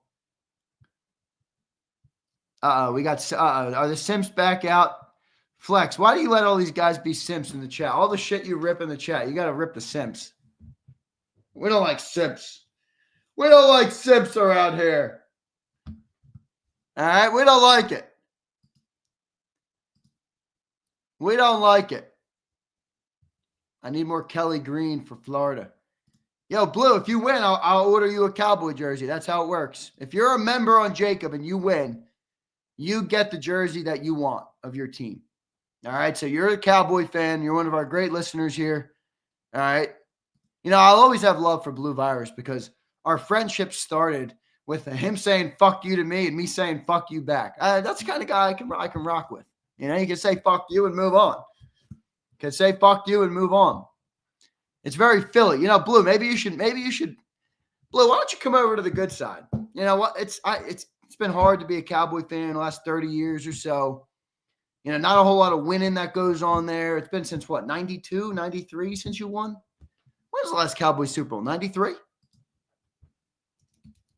Is that what it was? When was the last Super Bowl? 96? When was it? They won in 93, 94, 96. There you go. 96. We're almost at 30 years, brother. 96. Holy mackerel. 30 years? Oh, my God. I saw a funny video the other day of Jalen Hurts and Jaden Daniels were born in a hospital, raised through kindergarten and grade school, went to high school, went to college, graduated, got drafted, and then Jalen Hurts went to 2 Super Bowls and won one since the Cowboys have even returned to the NFC title game. Or I don't know, maybe they've returned later. Since they've won a Super Bowl, though. Holy crap. That is funny. That is funny. All right. Me neither, HKP. All right. I respect it, Blue. I respect it, Blue. I like you, man, but I can't do that. I'm sticking with my team. Unfaithful, I bleed blue and silver. I can respect that, Blue. All right. If you stick around and you win, I'll order you. What do you want? A Micah Parsons? See, Blue, here's the funniest part. Blue, let's just say you win today. All right. Let's just say for a second that Blue wins. Blue, what jersey you getting? You want Micah? You want Dakota? Who do you want? CD? A CD would make sense.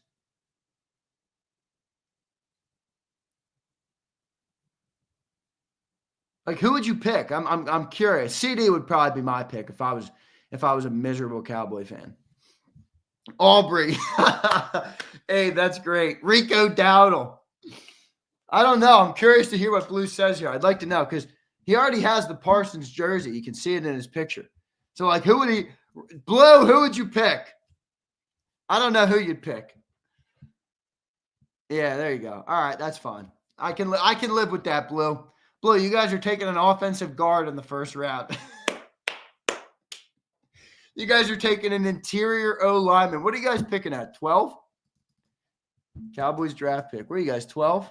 I have not dived into the draft. I started diving into it this week, but good Lord, I'm way behind.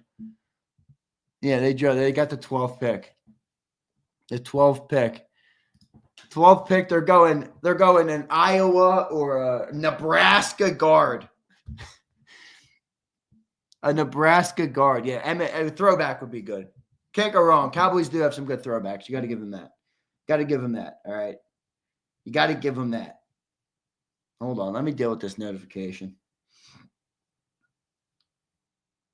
Oh, I got an update for you guys as well. You know, speaking of hockey, it's a great day to have a hockey debate, and I'll tell you why.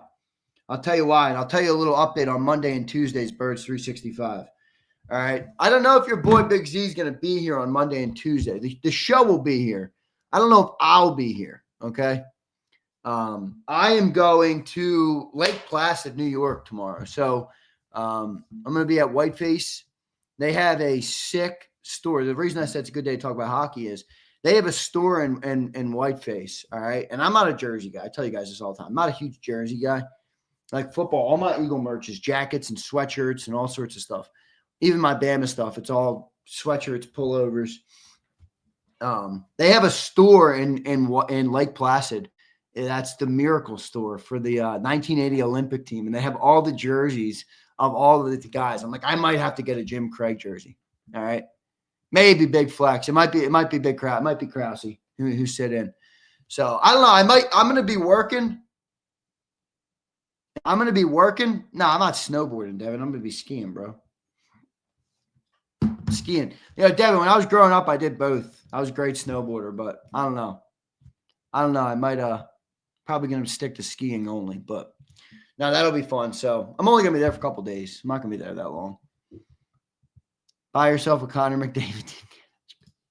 Here's the problem, Mesmerized. You've earned the right to make that chirp. All right.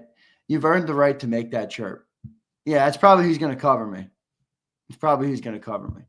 I ain't going to hire somebody to cover me. That's for damn sure. That's for damn sure. All right. Who wants to host?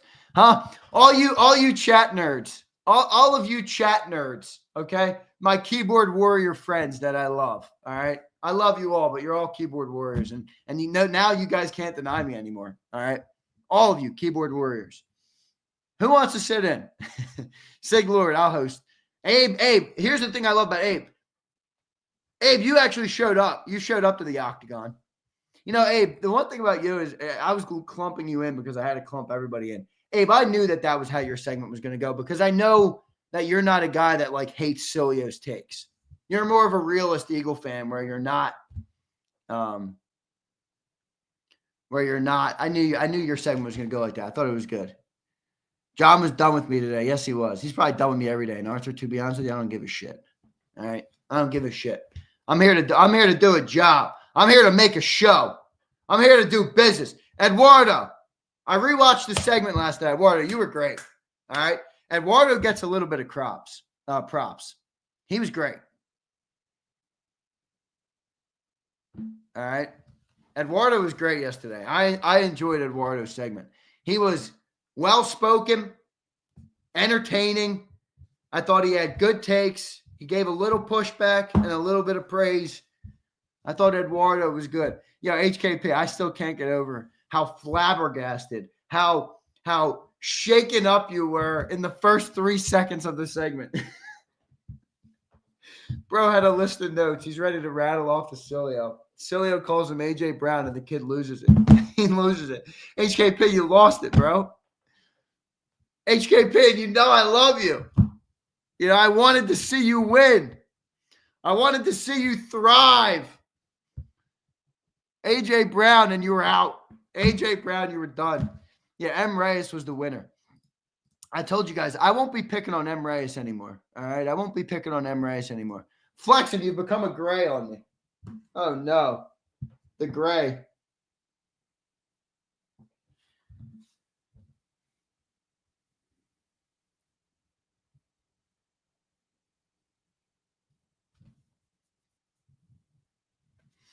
Here we go.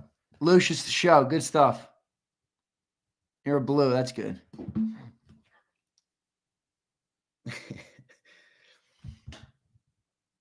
No limit. That ain't happening. That ain't happening. And you know what? No limit. I don't think the people earned the right to run it back on their time. I think it's going to be when Cilio decides to run it back, he will run it back. All right. When Cilio decides to run it back, he'll run it back. But, you know, can we knock him? What did I have, 11-1? How many people did we have on? 12? 13? Let me look at what I had. All I have is Anton loss, HKP loss. Eduardo was a push. I didn't think Eduardo lost. Eduardo didn't get beat up at all. HKP, you didn't really get beat up either. He just threw you off so good. Yeah, he was. Brian, it's a good word for it. Lucius, you were good. Lucius, you were good. You should do the same segment with J-Mac. Joe Whip, I don't think that would go well. I don't think that would go well. I don't think that would go well, Joe. I really don't. He calls me stupid and brain dead and ego and young and stupid. And I don't know. You name it. Whatever John called me today. All right. Which is of no substance. Hit that like button. You're right, Blue. Thank you, bro.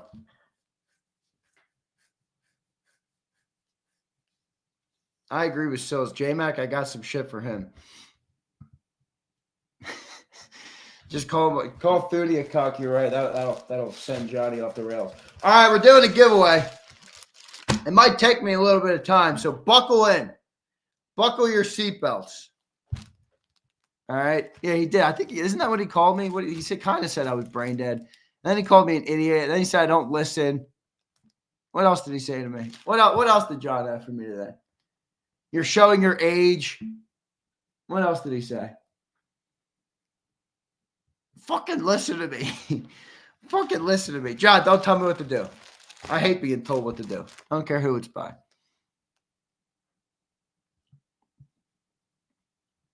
All right. Ego. Yeah, he said I have the biggest ego in the world. My ego won't allow me to listen to him. I'm like, that's the irony in that. I mean, my most popular comment on the channel about John is that his opinion is the only valid opinion in the world. It's not just a me thing, but anyway, it was fun. Yeah, he did. That was it. Shut the fuck up and listen. Shut the fuck up and listen.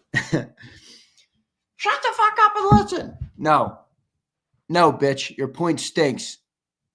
Your point stinks. It was a great event. Here we go. Woo! Cilio, you've earned the right. Cilio, you have earned the right to destroy the chat.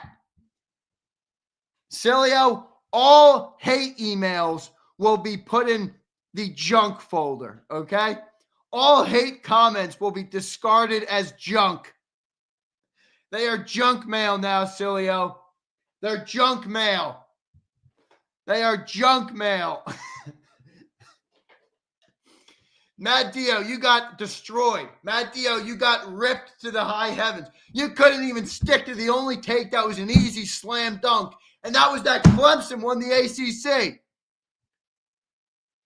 Oh, man. The hate emails, yeah, redirect.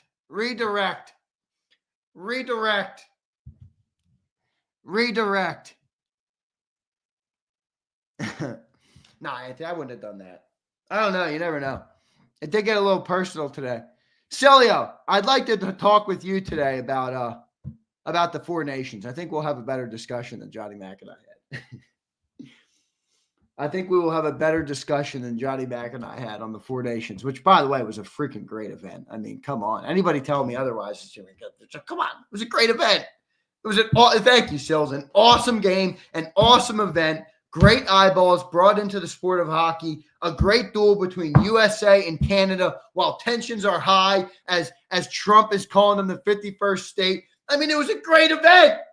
It was a great event. It was. Yeah, Arthur, you're one of the biggest Cilio shit talkers. Where were you, Arthur? Where were you, Arthur? Where were you? Oh, yeah, let me listen to a guy named Prince tell me about hockey. Oh, God, Prince. Okay, Princess is Princess. Prince is Princess for the day.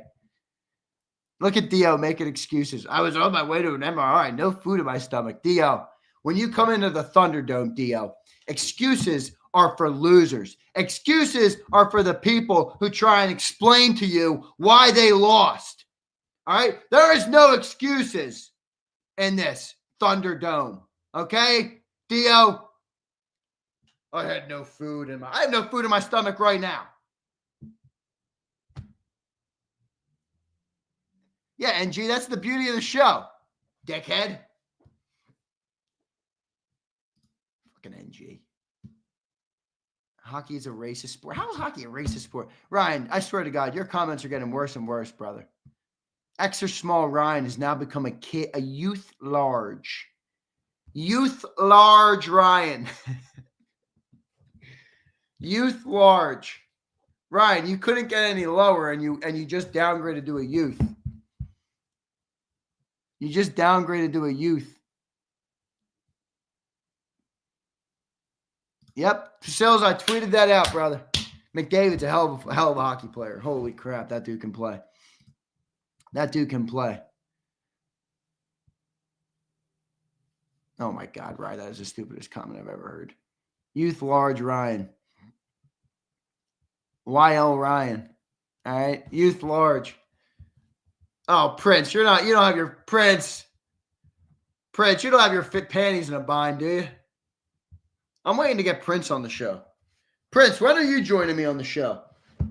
Yeah, I know you were in the keister for a little while, so you couldn't join me then, but when are you joining me, Prince? You know, I had post-game shows all year.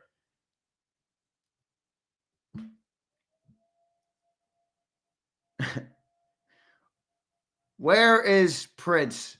We need Prince on the show. Hell no. See, so you're a keyboard warrior too, Prince. You're a keyboard warrior too. Wait, let me power rank yesterday's people. Let me go power rankings. I'm going power rankings on the people. If you missed the Cilio segment, you got to go watch it. All right. Power rankings. Number 1, M. Reyes, the only guy who came up with some actual shitty takes and didn't let Cilio bully him off him. I mean, Cilio said the trade landed Dickerson. What a fucking dumb take. Cilio, I love you. Bad take. Bad take. Number 2, I think I'm going to go Eduardo. I think I'm going to go Eduardo at number 2. Number 3, Lucius 3. That's what I was thinking. All right, Sue. We're on the same page. You got Reza 2, Lucius 3. That's where I'm at.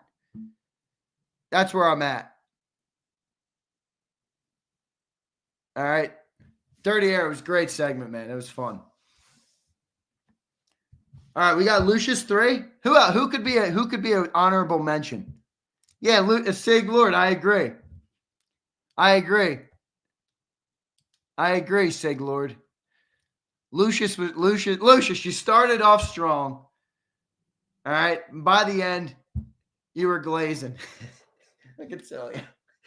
Yeah, you guys are never going to see. Here's the problem. Yesterday we'll have created a bigger monster with the greatness of Big Sills. He used to have to take into account that maybe you guys could have swayed him on something.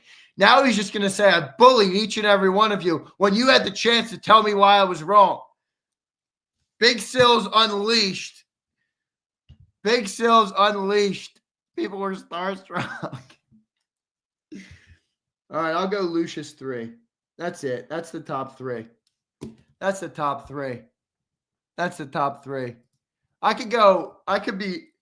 Abe. No, that might be too high for you, Abe. That might be too high. HKP, I didn't dislike HKP's segment. Devin 4. Devin was good. I'll go Devin 4. Devin 4 is probably correct. Oh, I don't know. I just love Bonehead. I think Bonehead is the greatest, one of our greatest guys in here. He's hilarious. He's funny. He sends me the funniest shit on Instagram. The guy posts the funniest stuff on Instagram. He's got 0 likes, 0 comments, 0 interaction, but he's still posting the funniest shit ever. I love it. All right, this guy's back with some more of these dumbass comments. Come on, bro. That is not even funny. That's not even funny. I'm not giving that the time of day anymore, though. All right, we went Devin 4. I don't have a fifth yet.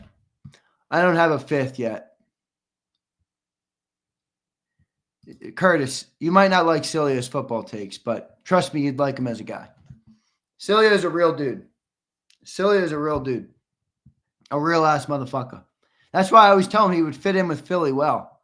They would give him all the shit in the chat. I thought it was funny, John saying that today. He's like, well, all these people are so nice in person. They don't like me on the air, which is funny. It's so true. C24, where were you in Philly? Where was the dude who was yesterday? Who was the other guy yesterday?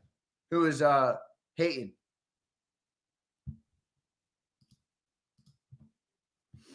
Where was it? Who was the other dude yesterday? Hating. He didn't show up in Philly.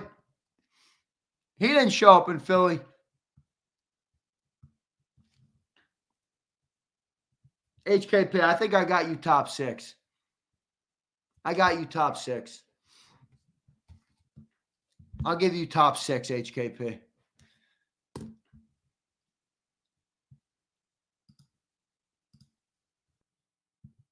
Here we go. This guy's got another 40 accounts. Oh, yeah, Jay Koch. That was it. Chris A.M., what's up, bro? Thank you, man. I appreciate you, brother. Man. Chris A.M. says, I got to head out, my fan, but Zander, respect my dog. You're a real one, brother. Love you. Love you too, my man. To be honest, love Johnny Mac as well. I love John too, bro. Just because we don't agree on a sports take and he says I got a big ego and I don't fucking listen and to shut the fuck up. That's not a reason for me to hate somebody. All right. Thanks for all the content and the giveaways, Zander. You the GOAT fan. Much love, my brother. God bless you and your family. Take care. Take care, Chris. Thank you, my man. I appreciate your support. I appreciate your support. All right. Yes, AJ would be proud of you. Big Sills as a lawnmower. That is diabolical. That is diabolical. Brian Fleming, can I ask you for something? I got to email you about something. Let me screenshot this real quick.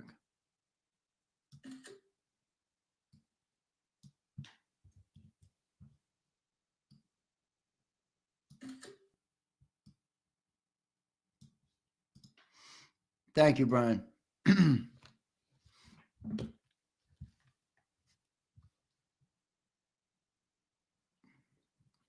I tell you what, the internet brings on a lot of tough guys. The internet tough guys. Let's see what this fucking knucklehead just did.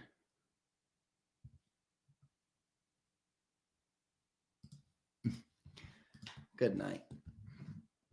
Yeah, Prince. I'm not the Prince. I'm not gonna mess with. I'm not gonna mess with somebody. I'm not. That's. You're now approaching the territory like we got issues. I'm not about to sit here and deal with that. All right. You want to disagree with my football takes, fine. You want to say I suck, fine. You want to call me a pussy, a loser, an asshole, that's fine. All right. You want to say some shit like that to me, bro? Agreed, Prince. No, that's not cool. Dude's putting X marks through my family on social media now. That's something I gotta deal with that. I'm gonna have to deal with that. Again, another keyboard warrior who will never be seen anywhere but wants to play with fire for attention. That's what they do. That's what they do. All right, none of these people are about it. Oh yeah, you guys should see it. You guys should see it. People are fucked up, bro. People are fucked up. It's annoying because it ruins the great sense of community that we have here with the people and stuff. And I give you guys, I bring you inside my world a little bit. I bring you inside my world. Yeah, and HKP, I'm strapped to the gills. HKP, all right. My hobby off the air. I don't have many hobbies. One of my hobbies is firearms. So if somebody wants to continue to threaten me and my family, yeah, we're going to have an issue. Yeah. Big sales, a lot of death threats. That's how it goes. That's how it goes. 5'2" is generous, Anthony. 5'2" is generous. Honestly, he's probably a 15-year-old kid. Let's be real.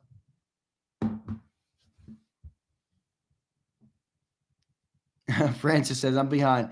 Johnny Mac was 100% off today. I agree. I didn't really know what he was saying. Other than that, it was a stupid game. All right. I'm going to get the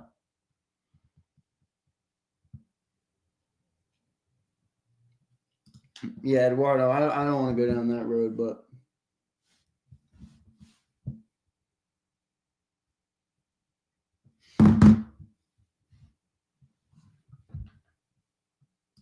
let me see here.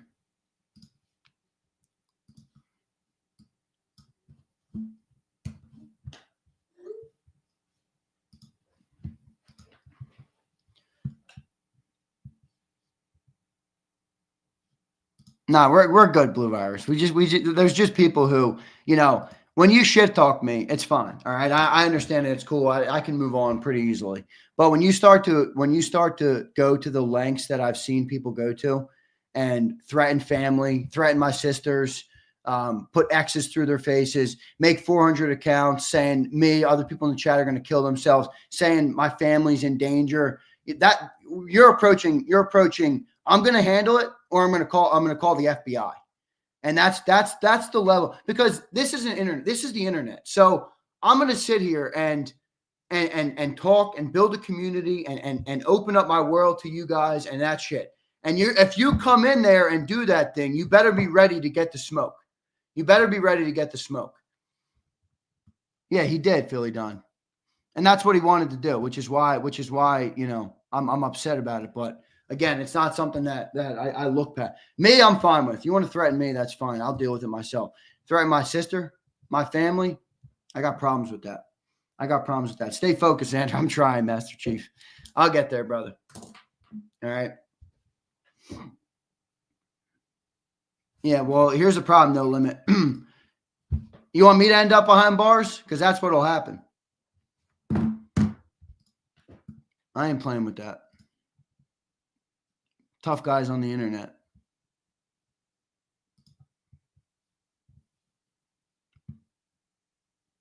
West Philly says, damn, Z, I couldn't make it to you at the parade. I was up 22nd in the Parkway. Damn, bro, it would have been sick. I love meeting some of the great people, though. It was cool, man. It was really cool. All the people that we had out there. There's a lot of great people. And there was a lot of people there I didn't get to meet, but it sucks because I get it. It's a hard event to maneuver, bro. There's people everywhere, all sorts of things going on. So I get it, but it was really fun for those who were hanging out and around the JAKIB 10. You know, I got to have a word with Farzi. Why don't you guys should come? I think he's out. He's out of office this week. He's not doing shows, but I got to have a word with Farzi. The dude was 6 meters away from the JAKIB 10. He didn't come up and say hi. He didn't come up and say what's up. He didn't do one thing. Fucking Farzi. What the fuck? What the fuck? Weird. Weird. If I knew Farzi was there, I'd have walked right up to his ass. Is Farzi an internet guy too? An internet warrior? I mean, come on. Yeah, flexing. There's a lot of those, brother. There's a lot of those, bro. There's a lot of those. Yeah, Farzi posted up a video of like a parade recap, and you can see from where he's standing, he's literally right next to the JAKIB 10, like directly next to it. I didn't see him because there's 1,000 people around. I'm doing a million things. And here's the thing I didn't like too. He puts a video up and he pans right to the end until he goes on the JAKIB 10. And I'm like, oh, you're a Judas too. It's a great word for him. It's a great word for him. I'll call him out to his face too. I hope he's listening. I should text him. What the fuck happened here? What the fuck happened here? Fars? Huh? Not everybody's what they're cracked up to be. All right? A lot of truth in that in life. Not everybody's cracked up to what they're be.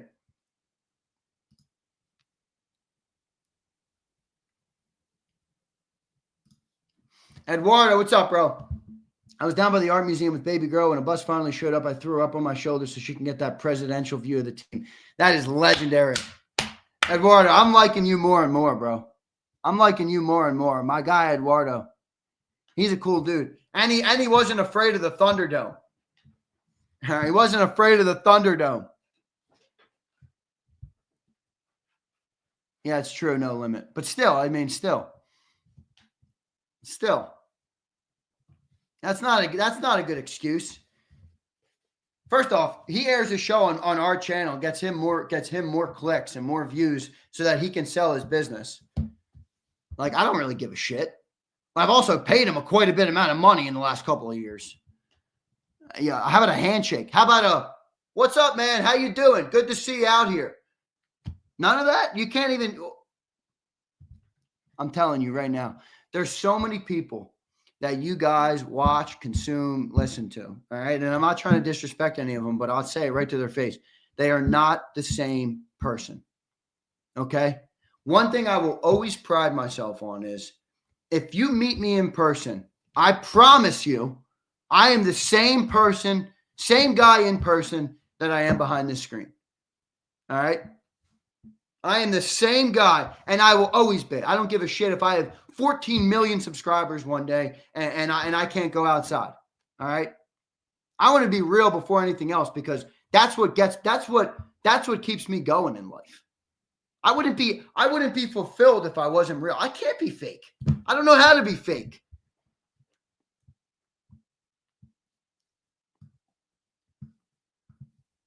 So many phonies. Matt NJ, my goal would be to meet everybody, every single person. All right, that would be my goal. No joke. I really love and try and connect to the great people that we have here. Because I think that's what makes it worth it. I think that's what makes it worth it. That's what makes it fun. That's what builds a real sense of purpose and vision and community and everything that goes with it. Yeah, that is why, Ryan. That is 100% right. Yeah, we should, Matt NJ. I'm gonna do some more stuff for sure in person. I know the thing though with Matt is we don't have that many people in Philly. Like I think I'm one of the only guys who's actually near the city. I mean, not literally the only guy, but like I don't know how many of you guys are near the city. I know Flex is close. I know Joe Whip is close. I know Akbar. I know he's not even that close. He's a couple hours out. And he's a couple hours out. Ryan, there's no way Ryan's a Philly guy. Fleming, I think Fleming is close by. A-Team is close by. I don't know, man. I don't know how many of you guys would be there. That's the problem. West Philly Los. There you go, brother. Northeast PA.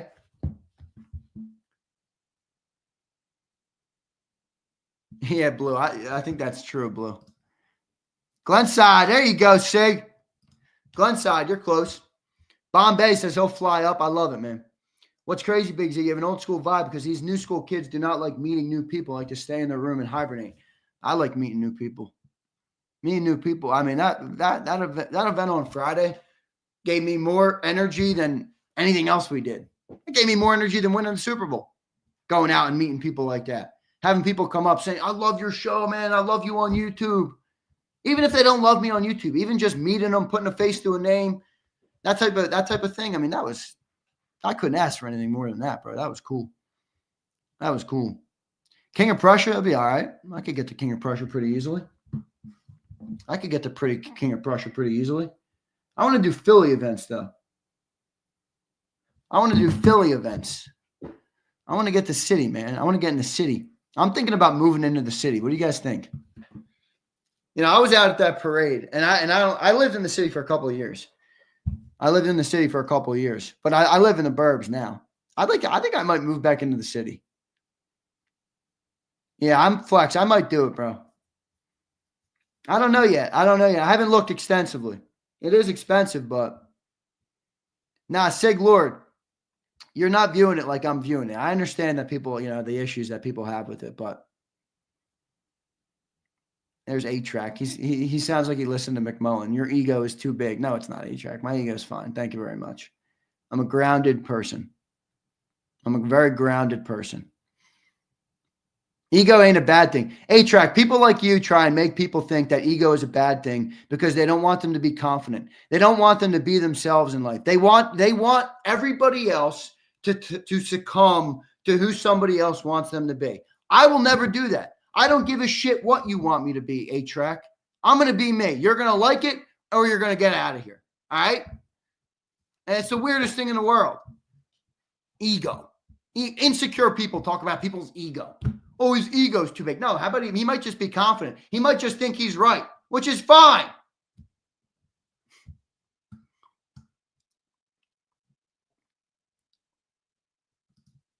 Come on, A-Track. City wage tax. Oh, there's no doubt I'll be taking more taxes. But can you guys imagine doing the show every day?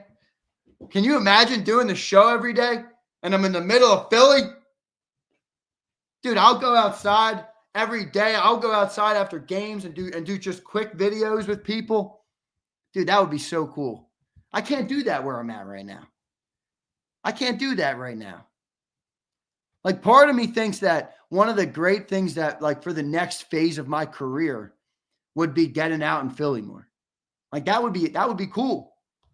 I think that would be dope. I think people would like that content. I think that'd be pretty sick. I'm willing to take on the negatives of it to do that. All right.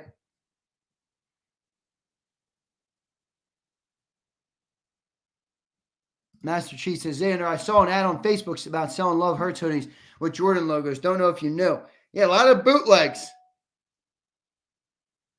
A lot of bootlegs, Master Chief.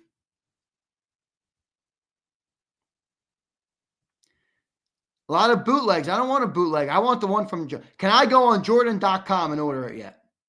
That's what I want to know. Can I go on Jordan.com and order the Love Hurts hoodie?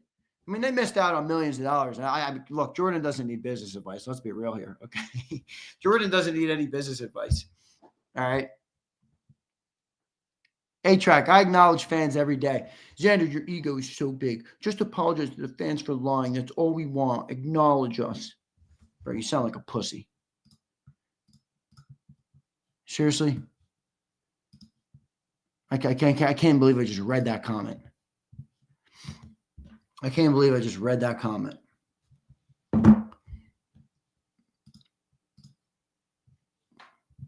You mean you got to be kidding me? All right, let's do this giveaway.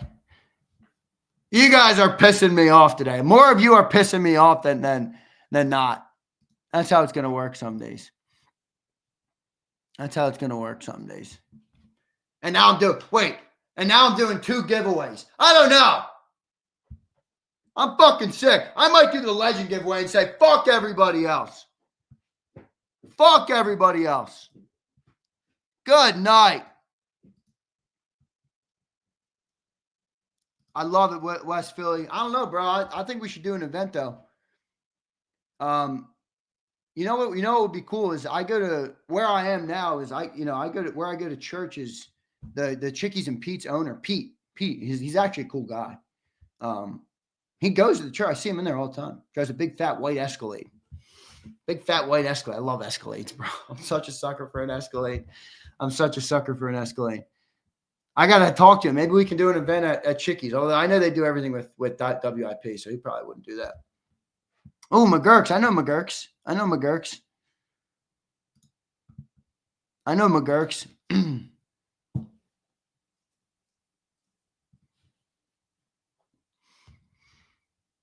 There you go, Chris Am. If I do a meetup, you're going to have to come in. Yeah, Lucius, you might be right. Look at A-Track. Zander, your ego's too big. Dan Sills changed you. Man, I hope you wake up. I'll be at the next event. You need help, man. I don't need help. I'm good. Thank you. Thank you, my friend. A-Track, I look forward to meeting you in person. And when you shake my hand and tell me how much you love the shows, I'm going to laugh in your face. I'll give you a hug and tell you I appreciate it, but I'm going to laugh at you. All right? I'm going to have to keep it real with you, my brother. All right? But here's the funny part. That'll never happen because let's be real, A-Track. Everything about your profile is anonymous. Your name is anonymous. A-Track TV is a fake thing that doesn't even exist. Your name is fake. Your comments are fake. Where you live is probably fake. Your fandom of the Eagles might be fake. So you saying you're going to meet me in the city will never happen. Ever. Ever. Prove me wrong. I'd love to see it. Sue, I didn't even do my homework. I really didn't. But I've been seeing this guy's comments way too long. All right, I've been seeing the comments way too long. All right, let me do this thing. I'm doing one giveaway today. You know what? Well, how many likes do we have? 190. That's not bad. The tribal chief. Yeah, wait, that was the other funny thing. Like, I was thinking about that hockey thing today. And like, I don't watch wrestling. Like, I wouldn't tell John, hey, that wrestling event sucked. I don't know wrestling. How would I know? How the heck, what would I know? If wrestling is the king of fake events, which John McMullen is a fan of. Oh God, but please don't get me back into that. Please don't get me back into that because the now that I'm thinking about that, I can't even fathom it. Yeah, that's fine. James, I'm not saying it's not, but if you're going to say that the NHL shouldn't do anything because it's a made-up fake event, then you're basically arguing that wrestling as a whole shouldn't even exist. That's the point. That's what sports are. Sports are, and no, I'm not criticizing. Lucius, I'm not criticizing wrestling, so I don't feel as though I crossed the line. I'm just pointing out that that's what sport. The NFL is an entertainment league first. They're not even registered as a sports league. They're registered as an entertainment league.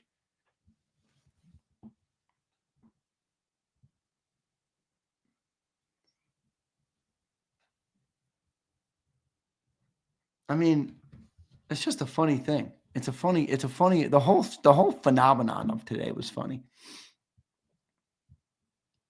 You're good, Lucius. I love you, Lucius. There's a couple, no, not a couple. We got more than a couple now. There's a few people in here that I love. Who's attacking Zoe? Zoe, what happened? You got the mafia on you? You got the chat mafia on you? Who's attacking Zoe? I'm not even following here.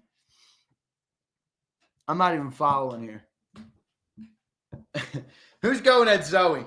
Why do you guys keep attacking the chicks?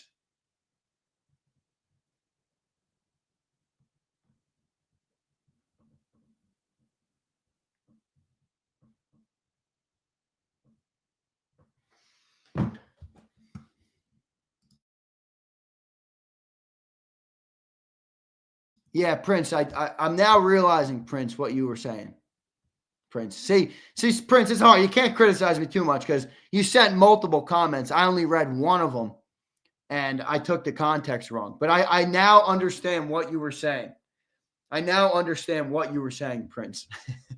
WWE, the biggest gimmick of all time.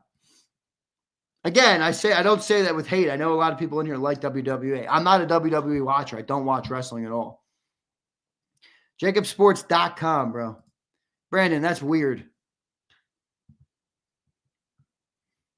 Nerd ass dude with a nerd. At least he's got his name in his face there. I can respect that a little bit more. No, Flexing, I don't think it should. Flexing, I don't think it's weird at all for people who do like wrestling. I'm just saying I don't like it. I don't watch it. Not that I don't like it. I don't watch it. But for John to use the whole reason that the NHL thing sucked is because it was a gimmick and made up, I think is just dumb. You know? Busy Dollar, shut the fuck up and listen.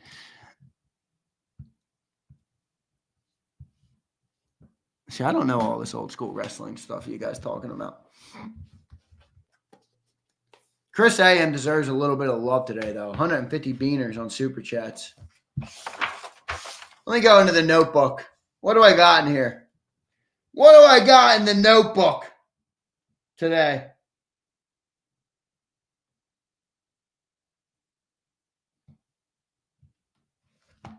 I want to ask you guys an Eagle question, all right? Let me get some responses here. I want to ask you guys an Eagle question. What's your concern level on Cam Jurgens? I saw some of you guys talking about, I think it was you, Philly Don. You've had back surgery. Joe Whipp, you're a smarter guy than me. You understand the complex nature of back injuries. I'm not super excited about that. Cam Jurgens with a back surgery with, some nerve issues and stuff. Ryan says negative concern. That's fine. Matt says high concern. Yeah, all right. I'm a PT. Yeah, I'm going to listen to you, Matt, before I listen to Youth Ryan. Francis, thanks for becoming a member, brother. I appreciate it. Boulevard, it'll never happen. Boulevard, it'll never happen. It'll never happen. I promise you these people will not.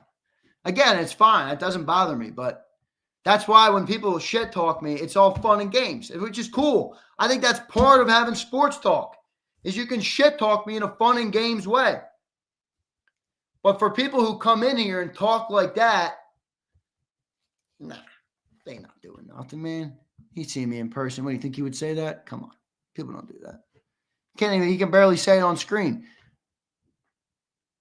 Catherine says, definitely concerned. I agree. Definitely concerned for a lineman. Yeah, remember, think about it. I mean, you're a center, you're dropping down, and you're blocking a big-ass defensive tackle coming at you. I mean, your back is – think about it. Right? I mean, that's your number one movement every play. You're flexing your back. That's concerning for me. Fuck.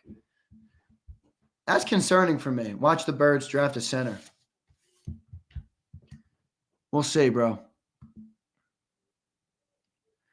Yeah, Philly Don says, once you have once, you're never the same, and even worse if you develop a lot of scar tissue. Yeah, I don't know, bro. I don't know if Philly Don. I don't want to speak on the nature of it because I don't really understand it enough. Like, I'm not a scientist. I'm not a doctor. I failed science in school. I didn't try, but I'm not a science guy. Discs and all that shit. Yeah, nerves, all sorts of stuff. All sorts of stuff.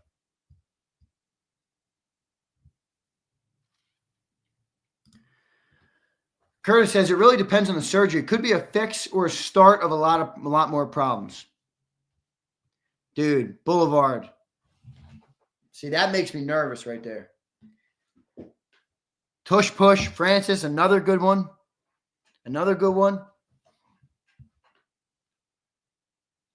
Boulevard says prime example is Tiger Woods. He hasn't been the same since his back. But it completely changed who he is. Completely changed the golf career. And when I was a kid, I loved Tiger Woods. Tiger Woods is the only reason that I've ever picked up a golf club. The only reason I've ever picked up a golf club is because of Tiger Woods. I loved Tiger Woods when I was younger. I loved Tiger Woods.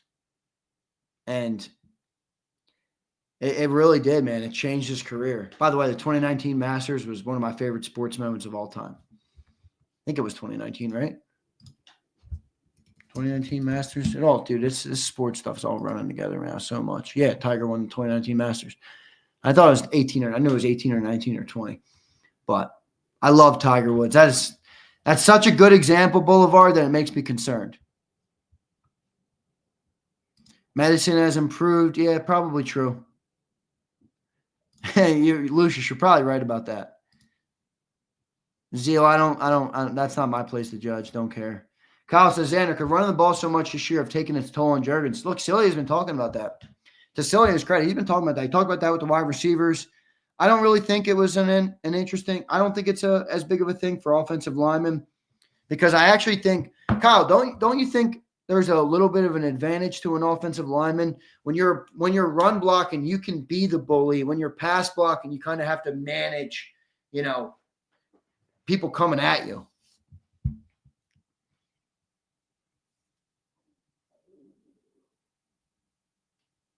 Sig Lord, look at this. Sig Lord.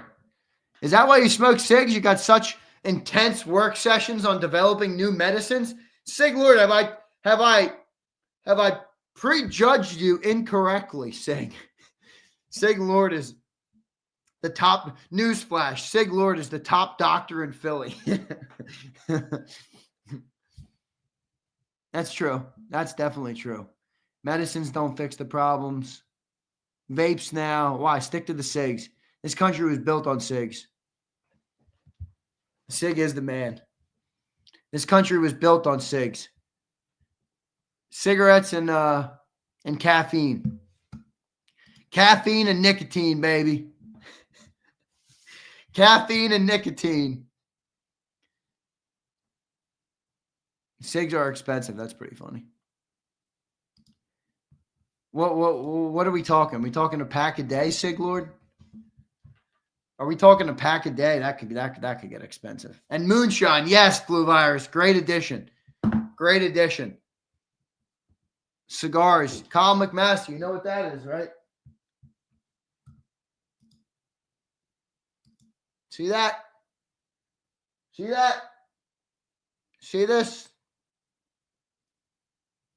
You know what that is, right? Yeah, baby.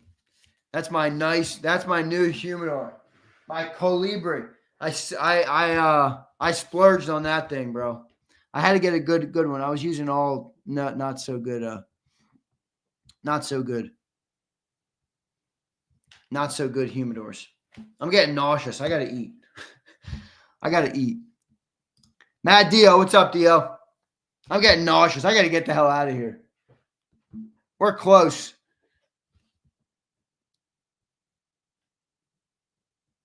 A humidor and crazy vents in the trap house, Zay. Fleming, I've always wanted to. If I ever make it big in life,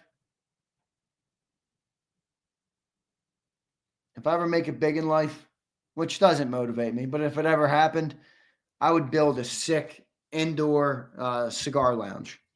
Nice leather chairs, nice wood oak walls, a big vent up top. That'd be sick.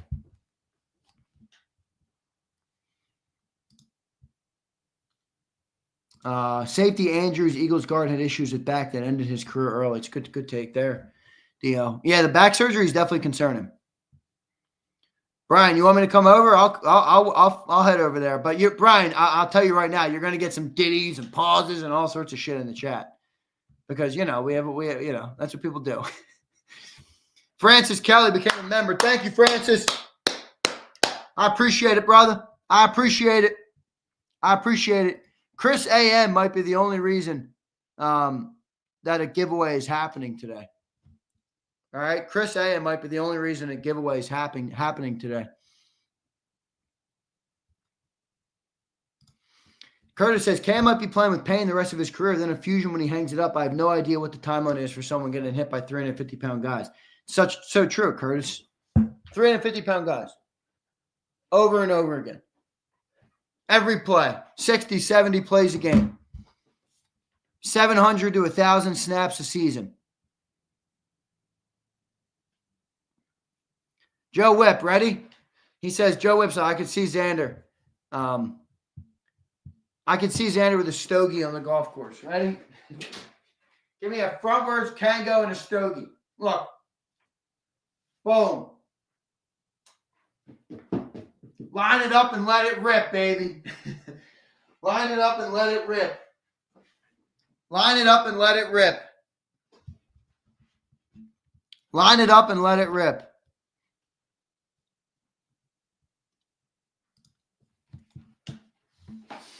Lenny D, look at Lenny D. He's mad at me too. Lenny D wants me to lay down at the altar of anybody who has the age on me. Lenny D, another guy who's projecting on who he wants me to be versus who I am. Lenny D, it's a good thing that I don't take your advice and I don't live by what your perception of me is. It's a good thing I don't do that in life. I don't know where I'd be. Lenny D, Zander showed his ass today. This man has 40 plus years on you, bro. Quit being disrespectful like a frat boy. God, what a stupid fucking comment. What a stupid ass comment. Lenny D, when else I got that comment? I got that comment when I debated John on Saquon. I got that comment the other day when I debated him on Bryce Huff. I get that comment a lot. Do you want me to sit up here, Lenny D, okay, and not have any opinions, not have a take? Do you understand sports talk, Lenny D? Do you understand sports talk? I don't know if you do. Genuinely, do you genuinely understand what I do day in and day out? Do you understand it? Or do you just want to be fed bullshit? I'll wait for your response because I'll have the conversation with you. I'm willing to hear you out. I'm willing to hear you out. I'm willing to hear you out.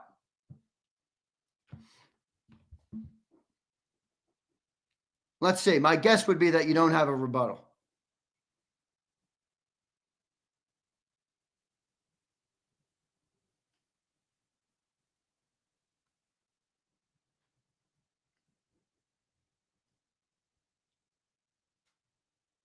Yeah, agreed. Yeah, no rebuttal, so you throw out frat boy.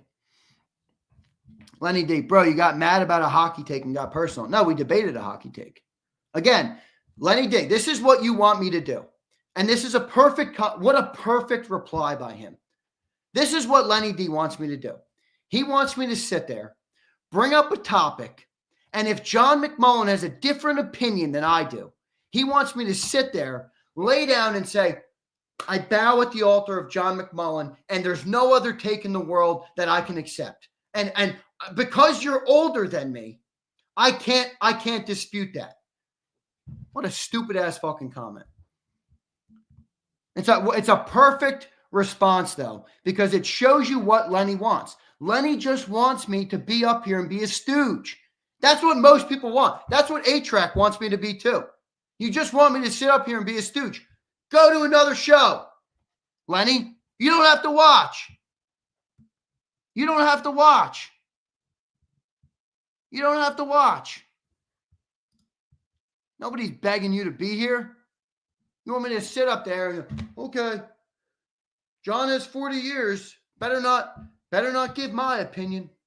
Again, a projection of what people want you to be in life. Maybe Lenny doesn't feel like he has a voice in his life, or maybe Lenny doesn't have the confidence to speak up, speak his mind, and give his opinion to the world or to the people that matter. You know, I speak my mind to my family, to my dad, to John, to Cilio, to my grandparents, to Joe Whip, to Akbar, to anybody. That's what I do.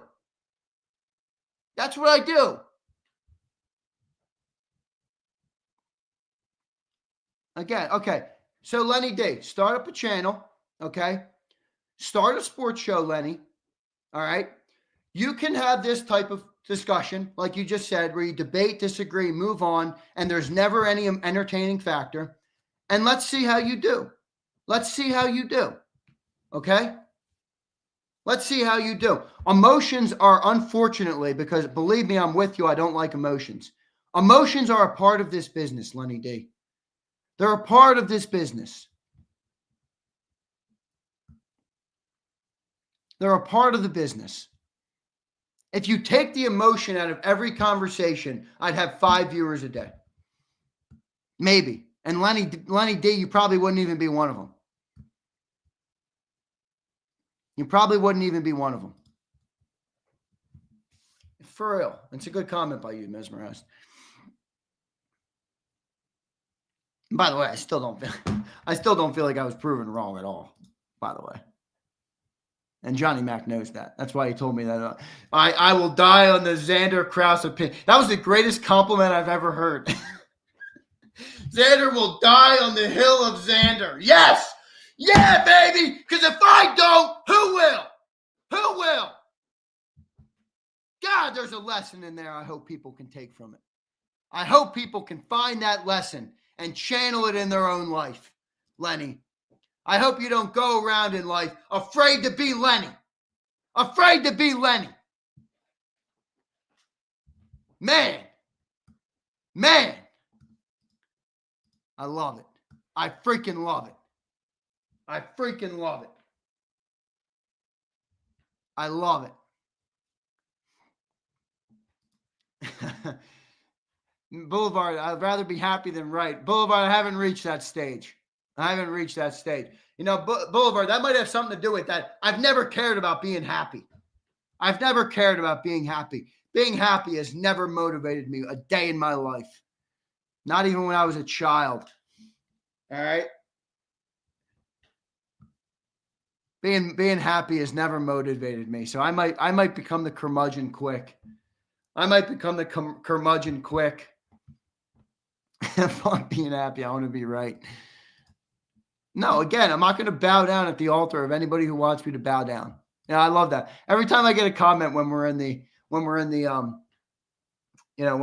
debate, Zander, just stop. I'm like, now I want to keep going. Now I'm going to double down and keep going.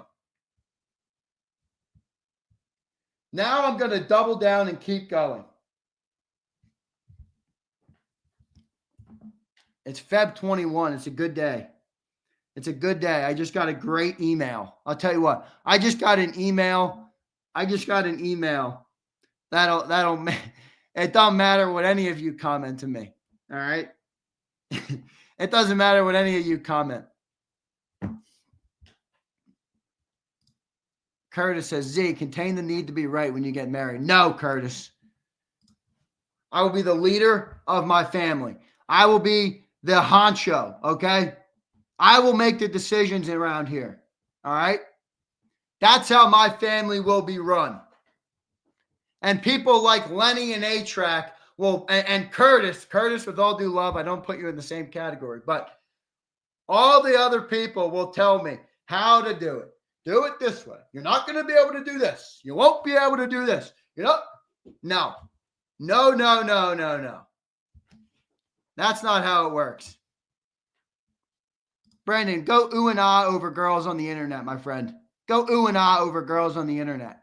That's what you were doing in the chat earlier. Go ooh and ah over females on the internet. Load up some corn, bro. That's what you're doing. We all know it. All right? Go load it up. Go load it up. Go load up some corn. Back to where you belong. All right? Go back to where you belong. All right, I'm going to do a giveaway. Yes, I will end this with a giveaway. I love Debbie. Debbie only shows up for one reason.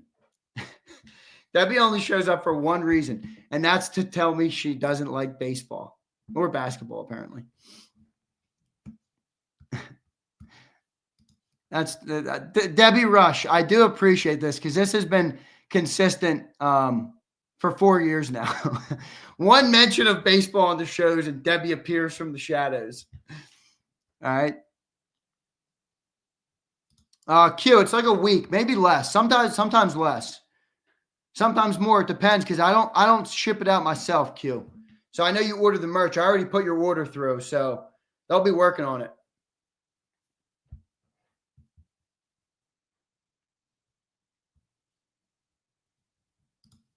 Debbie's funny. She is funny. Load up the corn. Brandon Lewis told me to go get something to eat.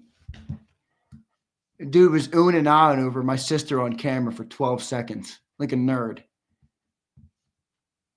No, Brandon. Again, another person telling me what to do. Are we have to go through this again? Do we have to go through this again?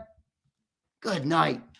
Everybody, you see how life works, everybody? You know, I think this is what, again, another thing I love about Jalen Hurts. Everybody in life tries to put you in a box.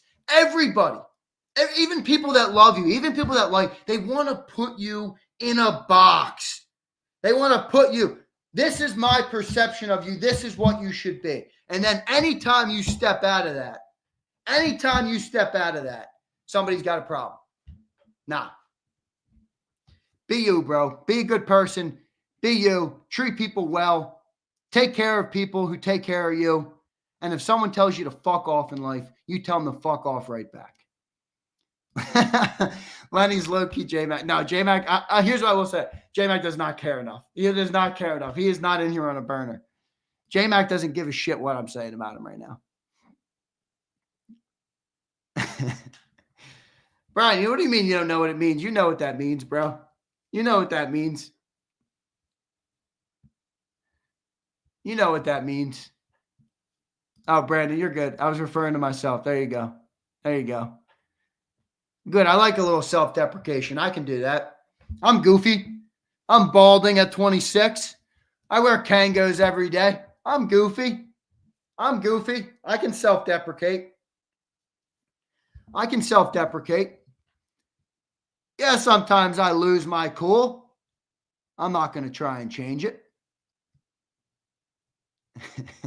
Curtis says, lead your house, bro. Just do it with more finesse than J-Mac. You know, there's a saying I love in life, all right? There's a saying. Look at Zoe. Now Zoe's going to pickle me for my hairline. I know, Zoe. I know, all right? I know, Zoe. This lavender Kango makes it look good, though. All right. There's an old saying in life. Actually, I don't know if it's an old saying. I don't know if people even know this saying, but I love it. I absolutely love it. All right. Because there's a lot of people who talk about the world and this and governments and all sorts of things and football, you know, and a guy that I have a lot of respect for once. No, would ever get a hair transplant. No, I don't give a shit about hair that much. All right. All right. Get your house in order. That's what he told me. That was the phrase he used me. Get your house in order. And I love that slogan. Everybody wants to worry about everything else. Get your house in order. Get your house in order. That's what I focus on. I focus on Zander Krause's life and the people I take care of and my family. And in fact, many of you guys are my family, which is why I spend so much time here. You guys crapping on my hairline. I mean, come on. I joke about my own hairline. Now I'm taking shots on it. You got to be kidding me. That's all right. I can handle it. The one Jones says, Z about to get that Trump red top. The one, I'll wear whatever, bro. I don't care. I don't view things like other people do. Oh, now Lenny's crying about people in the chat who are mad at him. Lenny, sounds like it's just a day that you woke up and wanted to be mad about a lot of things. Lucius, I'm not letting them do anything. He says, Z, you letting them spin you up. That's all right, Lucius. That's all right. They want the attention, and I'm giving it to them. They want the attention, and I'm giving it to them. Sometimes you give the people what they want, Lenny or Lucius. You give guys like Lenny what they want. They want the attention, and you give it to them, and you give it to them. And then they try and put you in a box. They say, no, don't do it like that. Wait, I didn't like the way you did. I wanted you to do it like that way. No. Uh-oh. I should end the show. I got a missed call from my mom. Mom takes priority. Hello, mother. No, I'm just kidding. I didn't answer. I got a missed call. Oh. Mom takes priority, but she just texted me. It's all good. So I'll call her after the show.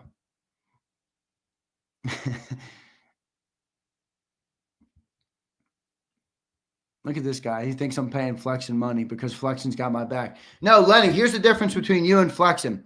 Flexen's a real human. Flexen has come out, has met me in person, has showed respect, has shook my hand, has helped me when I needed help, has discussed football with me. He's a face to a name. He's a real person. He doesn't hide behind an Eagle account and a fake name. Well, he does have a fake name, but he puts his name behind it, his face behind it. And you're worried about him because he's defending me. No, Lenny. You come into the Thunderdome, you're going to get people coming at you.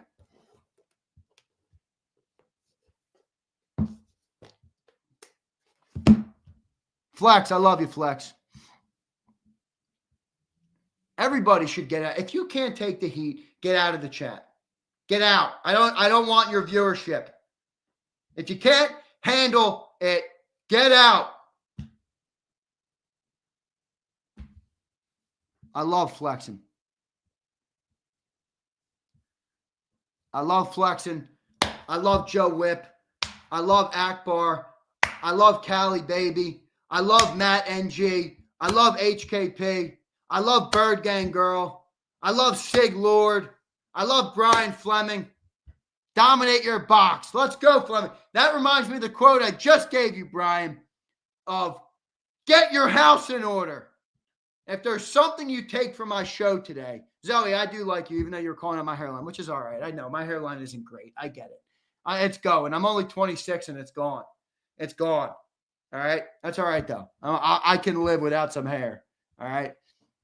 Brian, if you take anything from me today, all right, it's not that hockey is better than John gave it credit for. It's not that we should trade for Myles Garrett. It's not that Lenny's a doorknob. All right. It's get your house in order. All right? Get your house in order. All right, I like this pushback. Comment gangsters taking my fruit snacks. Lenny, you came in asking for heat, and I gave you heat. Yeah, if you can't handle it, get out of the kitchen. Agreed. All right, I'm up to 11:20 with still no giveaway. I got a Cooper DeJean jersey. You know what? Get it out of here. I got an XL Saquon jersey.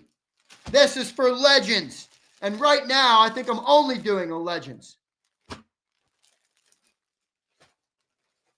All right? You might love me, you might hate me, but the truth is you're entertained. All right? You're entertained. You're entertained. Off-season is going to be fun, man. This off-season is going to be fun. This off-season is going to be fun. James Jones, I love you, brother. Dakota wants a wrench. Anthony G. See, this I like. He says, you're awesome, Dave, but he was giving me some shit earlier. Anthony, I love you, brother. I appreciate it, man. I appreciate it. I appreciate people who give me shit. I really do. But I don't appreciate people who give me shit and then cry wolf. I hate that. I hate that shit. Make a comment. You want someone's attention. Okay? It's great. It's fine. I don't have to give you the attention. I choose to give you the attention. And then people get mad You're emotional. You're this. I have you triggered.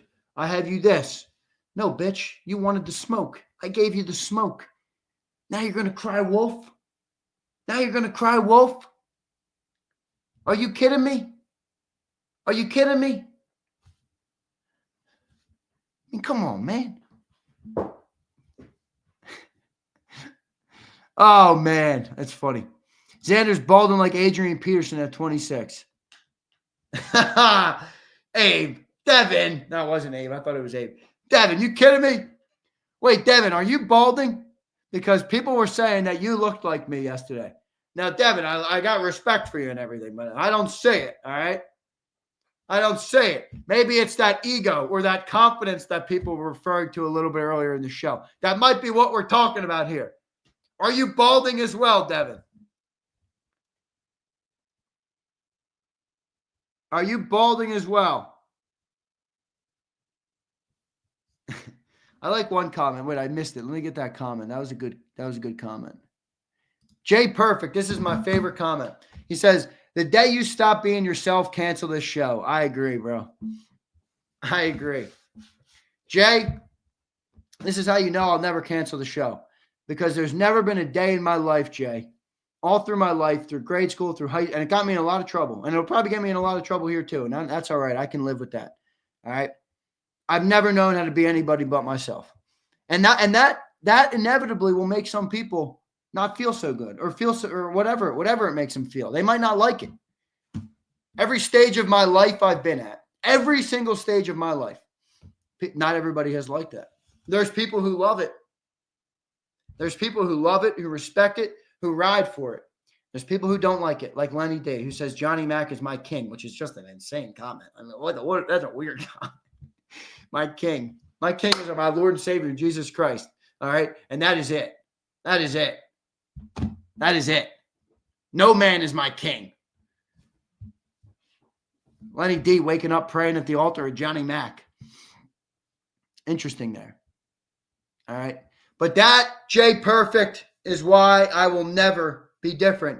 And that is one promise I can make. I can't promise my football takes are going to be right. I can't promise that I will always be who you want me to be. I can't promise that I won't piss you off a lot. I can't promise any of those things. What I can promise is I'll always be me. I'll always be myself because I really don't know how to be anybody else. Me and Johnny Mac going to eat. You know, Lenny Day, I hope you guys do. I hope you do. All right? I hope you do. I'm good with that, bro. You know, Lenny D is not so bad. I'm actually learning that Lenny D is not so bad. This is kind of a funny troll comment now because I brought up the king, my glorious king. All right? Me and Johnny Mac going to eat. See, I can respect somebody who's going to sit in here and shit talk me or have a take. That's the other thing. You know, I just bashed Lenny D. All right? For people trying to put me into a box. I'm not going to try and put you into a box, Lenny. I respect it if you're going to hang out and you got to take. I can disagree with it, and you're going to hang on. You're going to hang around. That's cool. I'm good with that.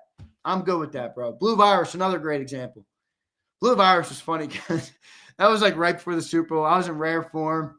Blue Virus comes in. I'm like, fuck this Cowboy fan. He was talking shit. F you, F you. Now he's my boy. Now he's my boy.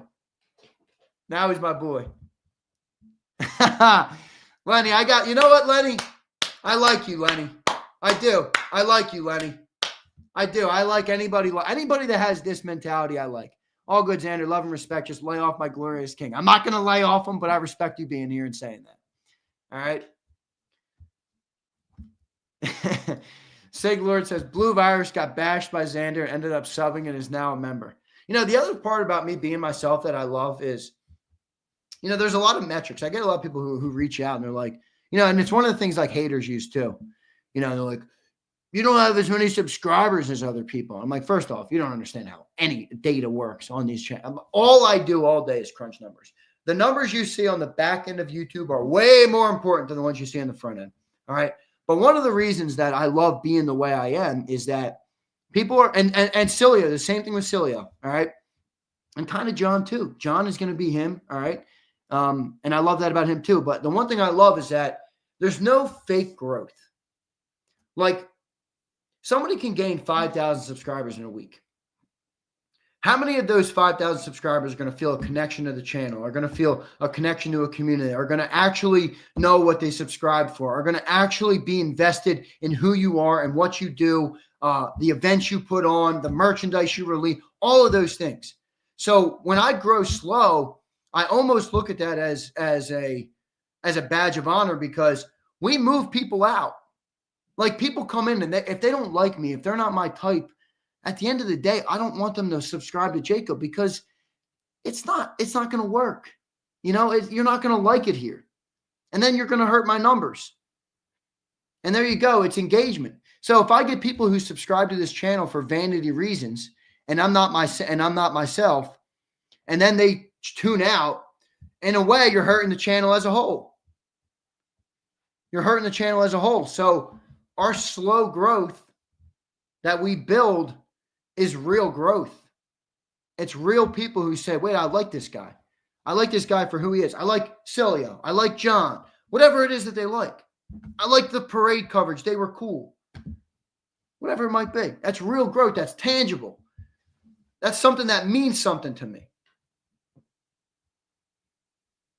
All right? I did. I changed my tune on Lenny. I told him I respected him. Oh, man, Lenny. All right, yeah, whatever. I don't care about something. I mean, if he wants to glaze him that much. Oh, that's a weird comment. I see what y'all are talking about. Yeah, this lavender, I think this thing's got some different powers. I think it's got different powers, bro. I'm telling you. Lenny D says, Johnny Mac's the best Eagle reporter. That's a fact. That's a fact. I listen to all these other guys. I got a comment. Oh, it's this guy. It's this. No, it's not. I'm sorry, it's not. They don't know. They don't know football like John. They don't talk about football like John. They don't elaborate on their takes and deliver them to the public for consumption like John. They might be more entertaining, or they might be more bombastic. All right. They might be bombastic or whatever, but Johnny Mac is goated. I love Johnny Mac.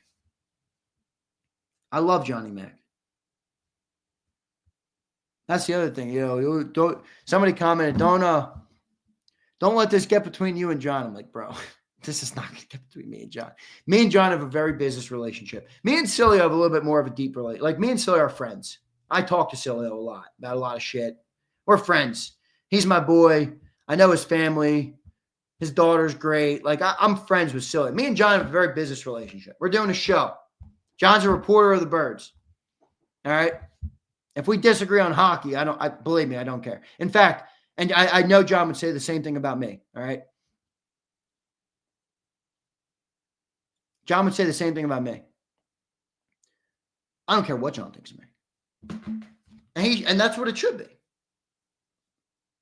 That's what it should be. No, he doesn't. I know he doesn't think that.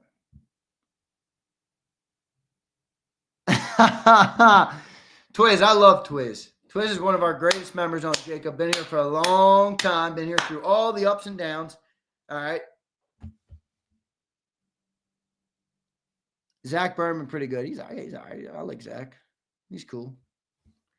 Yeah, come on, King K. People don't agree with me all the time. King K, are you crazy? I say a lot of shit that people do not agree with, bro. Some of your mods agree with everything you say. No, I just think they're not in the business of disputing everything. Everybody has different motives. Everybody's here for a different reason. You know how many people listen to the show, disagree, and don't comment it? You know how many people listen to the show and agree and don't comment it? You're not going to see it all.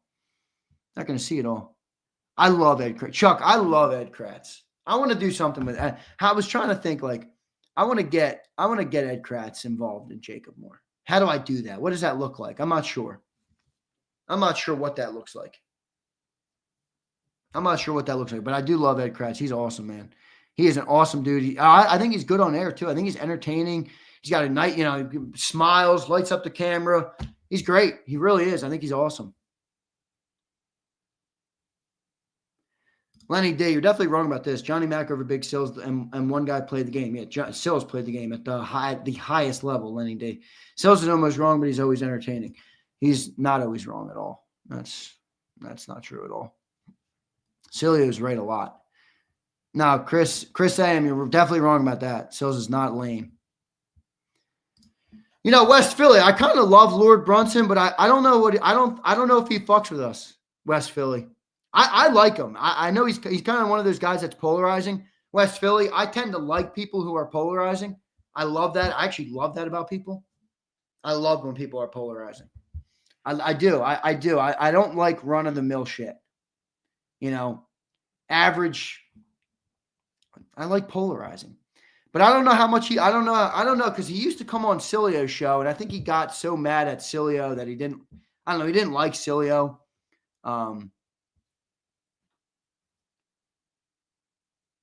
Yeah, I was gonna say I didn't think he liked us. He says he doesn't fuck with Jacob. He sneaked this, y'all. I think he just doesn't like Sills. That's fine. I like him. I think he's a good content creator. Again, I don't need people to like me for me to say I like them. That's not what, like I said, I like him. I think he makes good content. I like that he's controversial. Like, you have people in here, I'm not a fan of him. I like Flexing. I think that shows you that, you're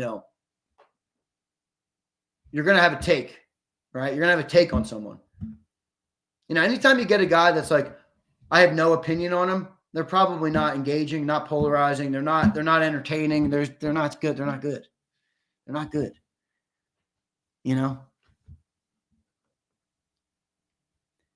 BLG and Mike Gill, you like? Yeah, I like them. Mike Gill, I love. Mike Gill's great. BLG, I like too. Me and BLG don't have the same styles, but that's all right. Brian Dawkins was on. He's been on the channel. He's never been on Birds 365.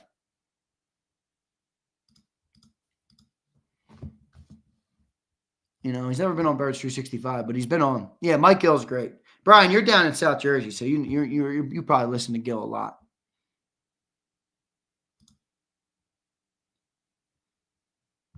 Chuck Hutton, that's funny.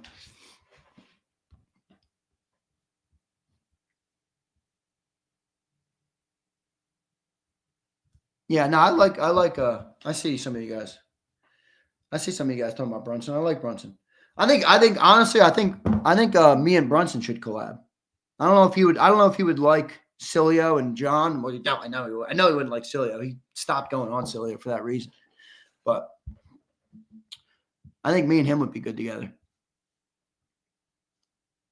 Zander finna be on until 12 today. Bro, I'm just rambling HKP at this point.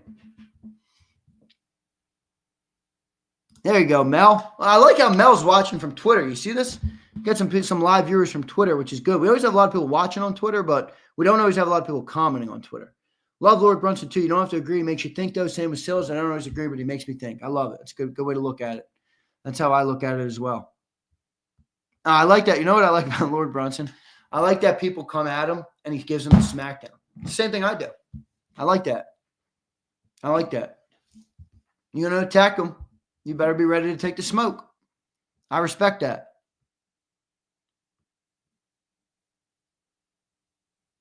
Yeah, Twitch, I think that's a good take. I like listening to everyone. Shows are entertaining and some are just for facts, but Jacob brings both.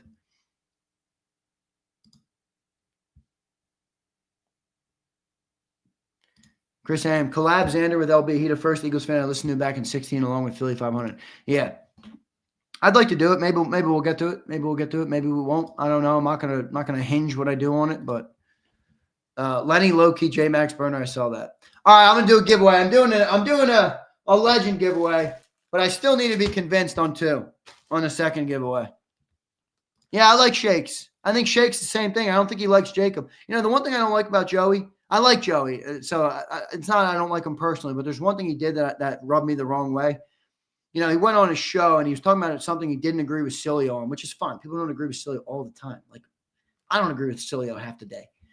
And he called him a racist and he called him all these things. And I'm just like, bro, you don't know this man from a fucking can of paint, as Cilio would say.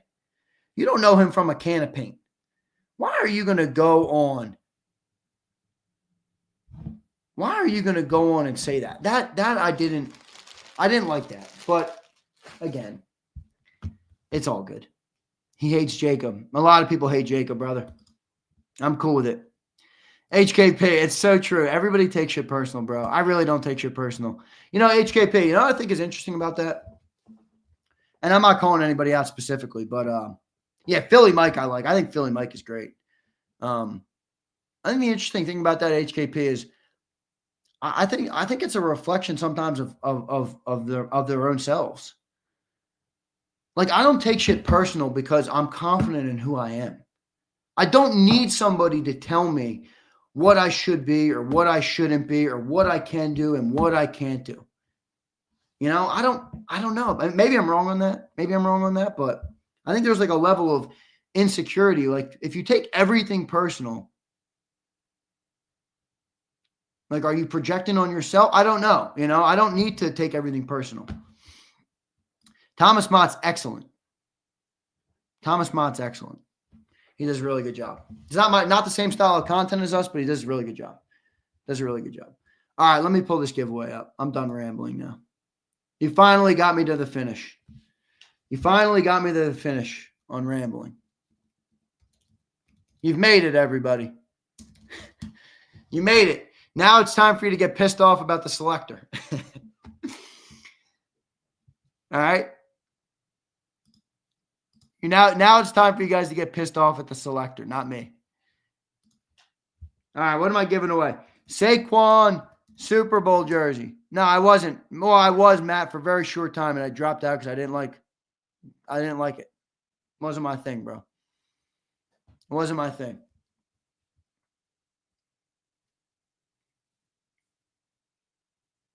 Made it to the promised land. I love it. Saquon Super Bowl jersey. This is a legend giveaway. Will you guys convince me to give away the Cooper DeJean jersey, or should I do it next week? By the way, I'm working on our draft giveaway. I'm working on a lot of stuff already. You know, my days have been filled with trying to improve JAKIB. No limit. I missed your super. Where did I see it, bro? Oh, I got you, bro. I got you. Thank you, man. Zander, you should transition Zander time to the Zander Krause show, and you should do collabs. Great idea, No Limit. I should do that. I'm going to do that for sure. I'm going to do that.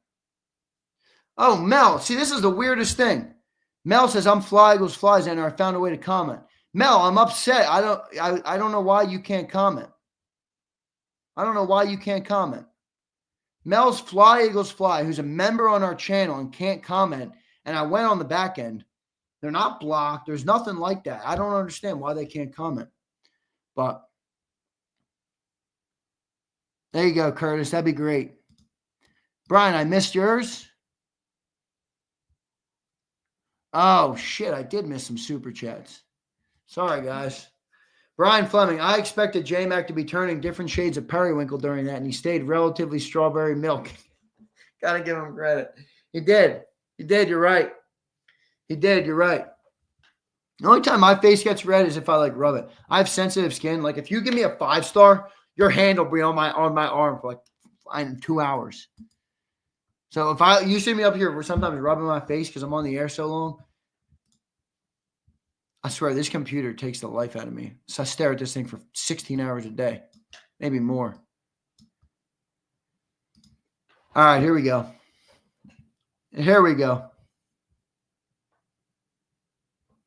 Bird Gang Girl, look at her. She's vouching for another giveaway. Bird Gang Girl, I'm not quite sold. I'm not going to let you put me in the box, Bird Gang Girl. I don't know. It's getting given away inevitable. We're giving it away inevitably. The question is when.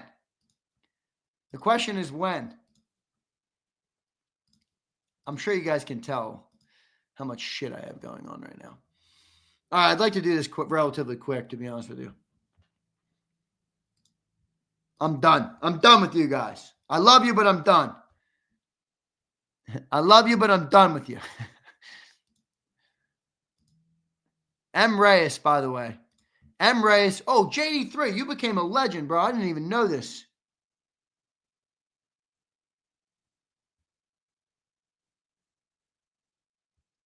JD3. Where's my guy, JD3? JD3, are you still in here? Bro, I didn't know you became a legend, bro. Thank you. Thank you, my man. I didn't see, it doesn't show me. It just says new member. So I didn't see it on YouTube until now. Thank you, bro.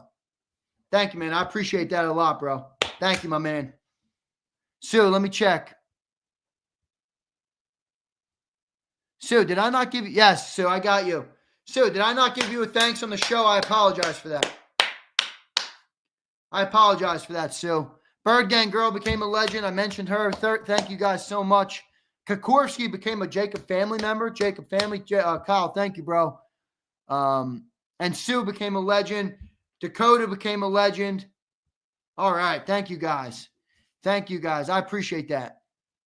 I appreciate that very much. Thank you. That's cool. We got 67 legends, which is pretty good because we had a couple people drop off. All right. Which I told you.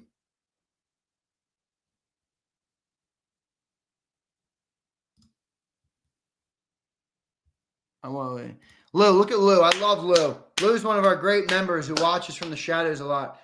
Lou, what's up, man? I hope you're doing well. I appreciate you, brother. I appreciate your support of the channel. I appreciate you being here as always. One of our earlier giveaway winners here. I think he won the Salute to Service sweatshirt, which is great. Proud veteran. So thank you, Lou, for your service. He says, don't understand this conversation personally. Zig, you'd be a good Navy chief. We would battle out, but the next day we would eat, drink, kill, or die with and for each other. Never any repercussions.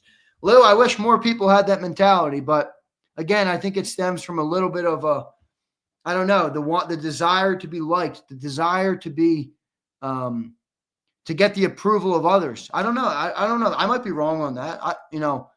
But I'm with you. I don't know why. I don't know why so many things get to that level or get to that personal level.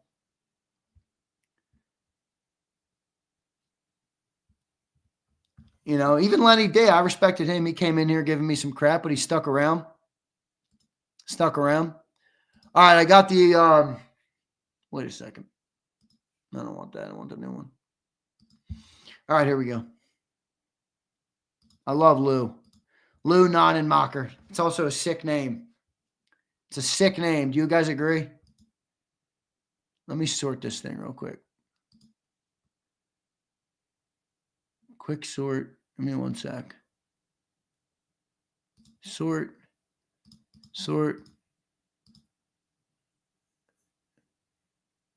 Current level.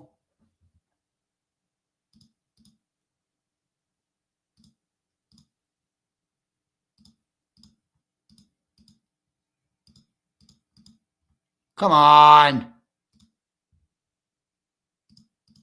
There we go. All right, I got my legends. Got all my legends that are in here. I appreciate all you guys, each and every one of you, for all the great support. I appreciate the 238 still watching on YouTube.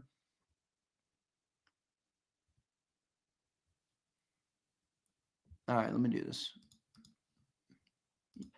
I'm all over the place today. 65 legends, excuse me, not 67. 65.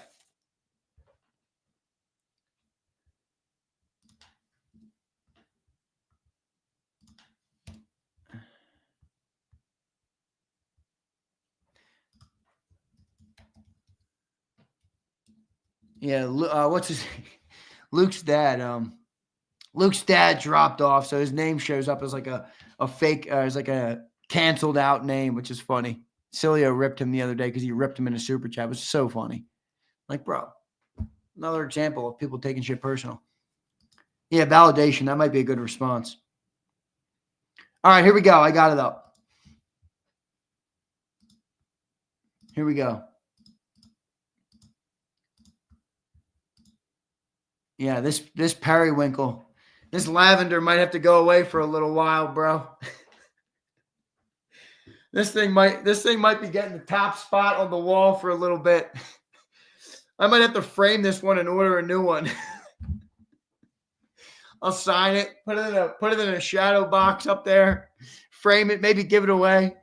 Oh man. Oh man. Oh man. All right, here we go. Here we go. All right, here's our list. This is a legend giveaway. A legend giveaway. All right. We got 65 legends. You can see them all right here. All right. JD3, our newest legend. All right. Let me find everybody's name, especially Bird Gang Girl became a legend this week. Let me find Sue. She upgraded recently. Sue Chick, there you are. I appreciate it. John Harvey checks in. What's up, John? Zander, I live in Illinois. I listen every day but can't comment on much. I love the real talk. Thanks for keeping it real. John, thank you for keeping it real. Don't thank me, brother. Thank you. I appreciate your support. I appreciate you for keeping it real and for enjoying the type of content that we produce here. So thank you, brother. I appreciate it. I appreciate it. All right, who else needs me to check their legend status? 956. There you are, bro.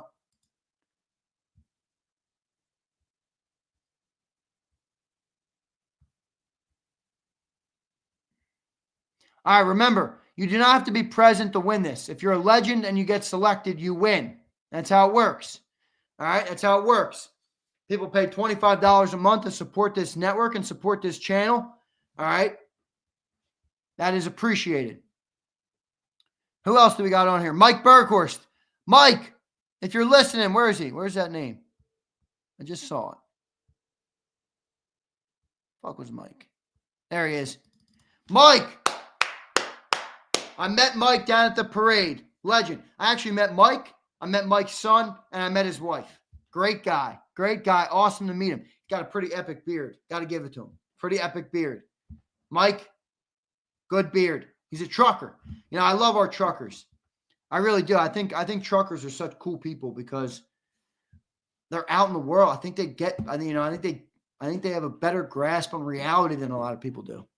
I like truckers for that reason. Lucius the show. Let me find Lucius. I saw you looking. Lucius, there you are, brother. Thanks for being a legend. You were one of our first legend members, so thank you. All right. Big thanks. You like the baby blue? I forget what it's called. I think it's called Glacier. Baby blue's fire. Yeah, I need more black tops because you can just rock any Kango with it. Oh, man, that is... Oh! Oh! Johnny Mac better watch out when I wear this on the show. Johnny Mac better watch out. You guys thought you thought the lavender was bad. You thought the lavender was bad. Y'all better watch out. All right? You thought the lavender was bad. You better watch out. Yeah, blue, that is fire. Blue, that's one of my new ones. You know, one day ago, Kango's spring release came out. Little do you know, I have a cart filled with Kangos that'll be ordered. As soon as I get as soon as this month budget closes out, which it's almost closing out, I'll take a few extra peanuts if I can and buy a couple Kangos. All right, buy a couple Kangos. All right, let's do this legend giveaway. I appreciate all you guys. For checking in here, for being in here, for watching the show. I appreciate it. 1 shuffle, 2 shuffles, and 3 shuffles. I just blanked on Nolan Smith's number. He's 4, right? Or is he 3? He's 3. All right. 3 shuffles in honor of Nolan Smith not getting traded.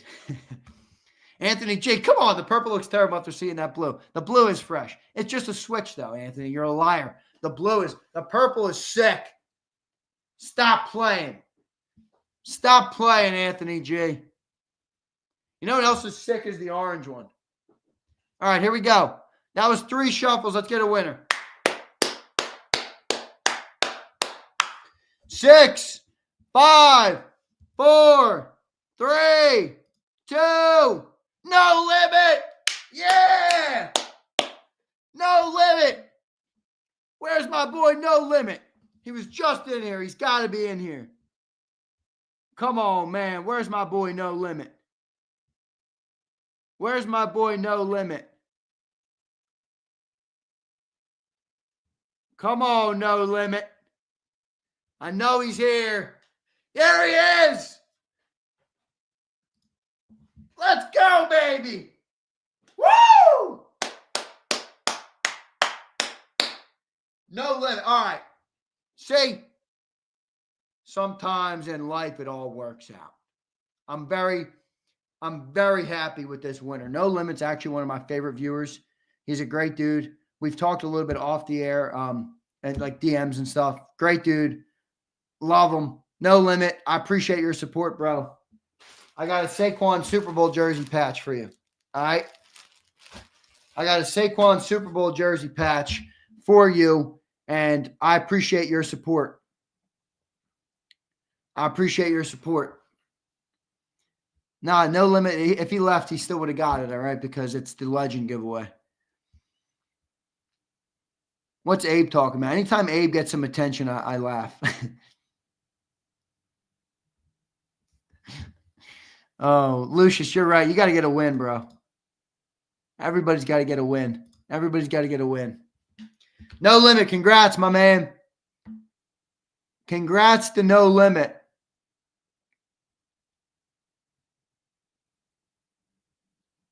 I'm waiting to see if he has any more comments.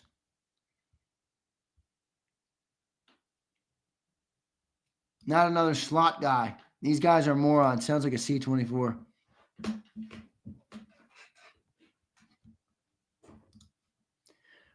Is Brian Fleming still in here? Brian Fleming, are you in here? Brian Fleming, are you in here? I got to email Brian. I got to email my boy Brian about something.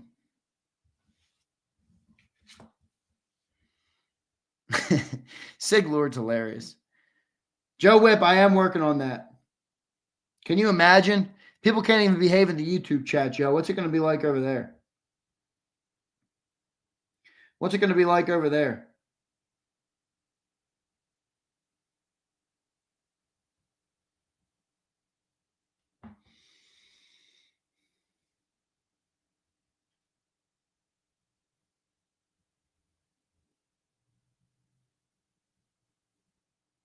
Sorry, I'm dealing with something on my phone. I blame Zander for my meeting going to shit. Prince, don't blame me, bro.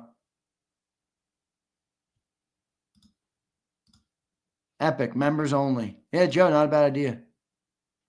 I do want to do something like that. Wait, Flex, wait, before you do it, wait, because I'm working on something that I have a pretty fun thing that I'm working on that will be a different type of actually Lenny will love what I'm working on. Lenny will love what I'm working on because he loves Johnny Mac. So I'm working on something that's more content than just YouTube. Like I want to have written, I want to have newsletters. I want to do some of that stuff. So wait, Flex, please wait because because I want to do I want it connected all in one thing. Let me just, I found something last night. I'm in the middle of working on some stuff. So let me get through this, work through it, and then I'll reach out to you, Flex, because I will have you do it. I'll have you do it. I'll have Joe Whip help me. I'll have all you guys help me out with it. All right. X community would be good. Sig Lord, the one thing I don't like about the X thing is I generally think, Sig Lord, that the commentary on X is, in some regards, is base level. Like some people can't handle anybody having like a real discussion about the birds. Like all they want to hear about is how amazing it is. And I'm like, I get it, but like I'm not that kind of guy. I don't want to just talk about that all the time.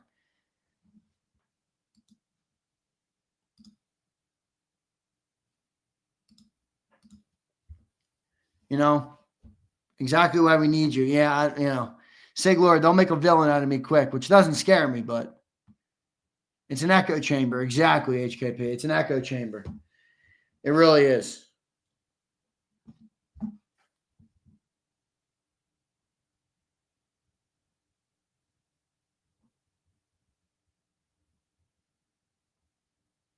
lot of business coming through on my phone right now. Also, I got a great email, which is exciting. Discord, I can go voice chat on you bitches. Prince, that'd be great. All right, I'm getting out of here. I'm gonna do the Cooper jersey next week. All right. I'm sorry. I know you guys wanted it, but I'm gonna do it next week. I don't you use Discord, Judge? I don't even have it downloaded on my phone. I don't even know what it is really. I know it's good. I think I used it back in the day when I was when I first got into stocks. I used it because there was like a stock guy who kind of like talked about, but I wasn't like a trader, so I didn't go on it like every day, I don't know if Telegram's better. Telegram's trash. Telegram is trash. All right, I'll download it. I'll look into it. JAKIB Sports might not be the sports talk you need. Facts, HKP. Every day I'm alive, I'm going to be grinding, brother. I'll rest when I'm dead. I appreciate you all. I love all you guys. Thanks for all the support. Thank you even to guys like Lenny D, who's in here today. Thank you to all the great people, including the haters, the suckers, and the losers, all right, who spend their time trying to figure out how to get to me, how to make enough accounts to troll me, how to throw me off my game. I love all of you too. In fact, you guys are my biggest fans. You guys are my biggest fans. So to all of the lovers, to the JAKIB lovers, to the people who are fans, to the people who are cool, I love you. Thank you. And to the suckers and to the losers and to the haters, I love you too. Remember that. I'll pull a McNabb. Big Z will always love you. All right. See you next time, everybody. You've been listening to Birds 365, the destination for the passionate Eagles football fan who bleeds green. If it's Eagles football, we're talking about it. Debate inside the locker room and guests that are some of the greatest football minds from around the region. We hope you enjoyed the show. We know we had a blast. Make sure to like, comment, and subscribe, and we'll be back soon. But in the meantime, hook up with us on social media at JAKIB Sports. See you next time on Birds 365.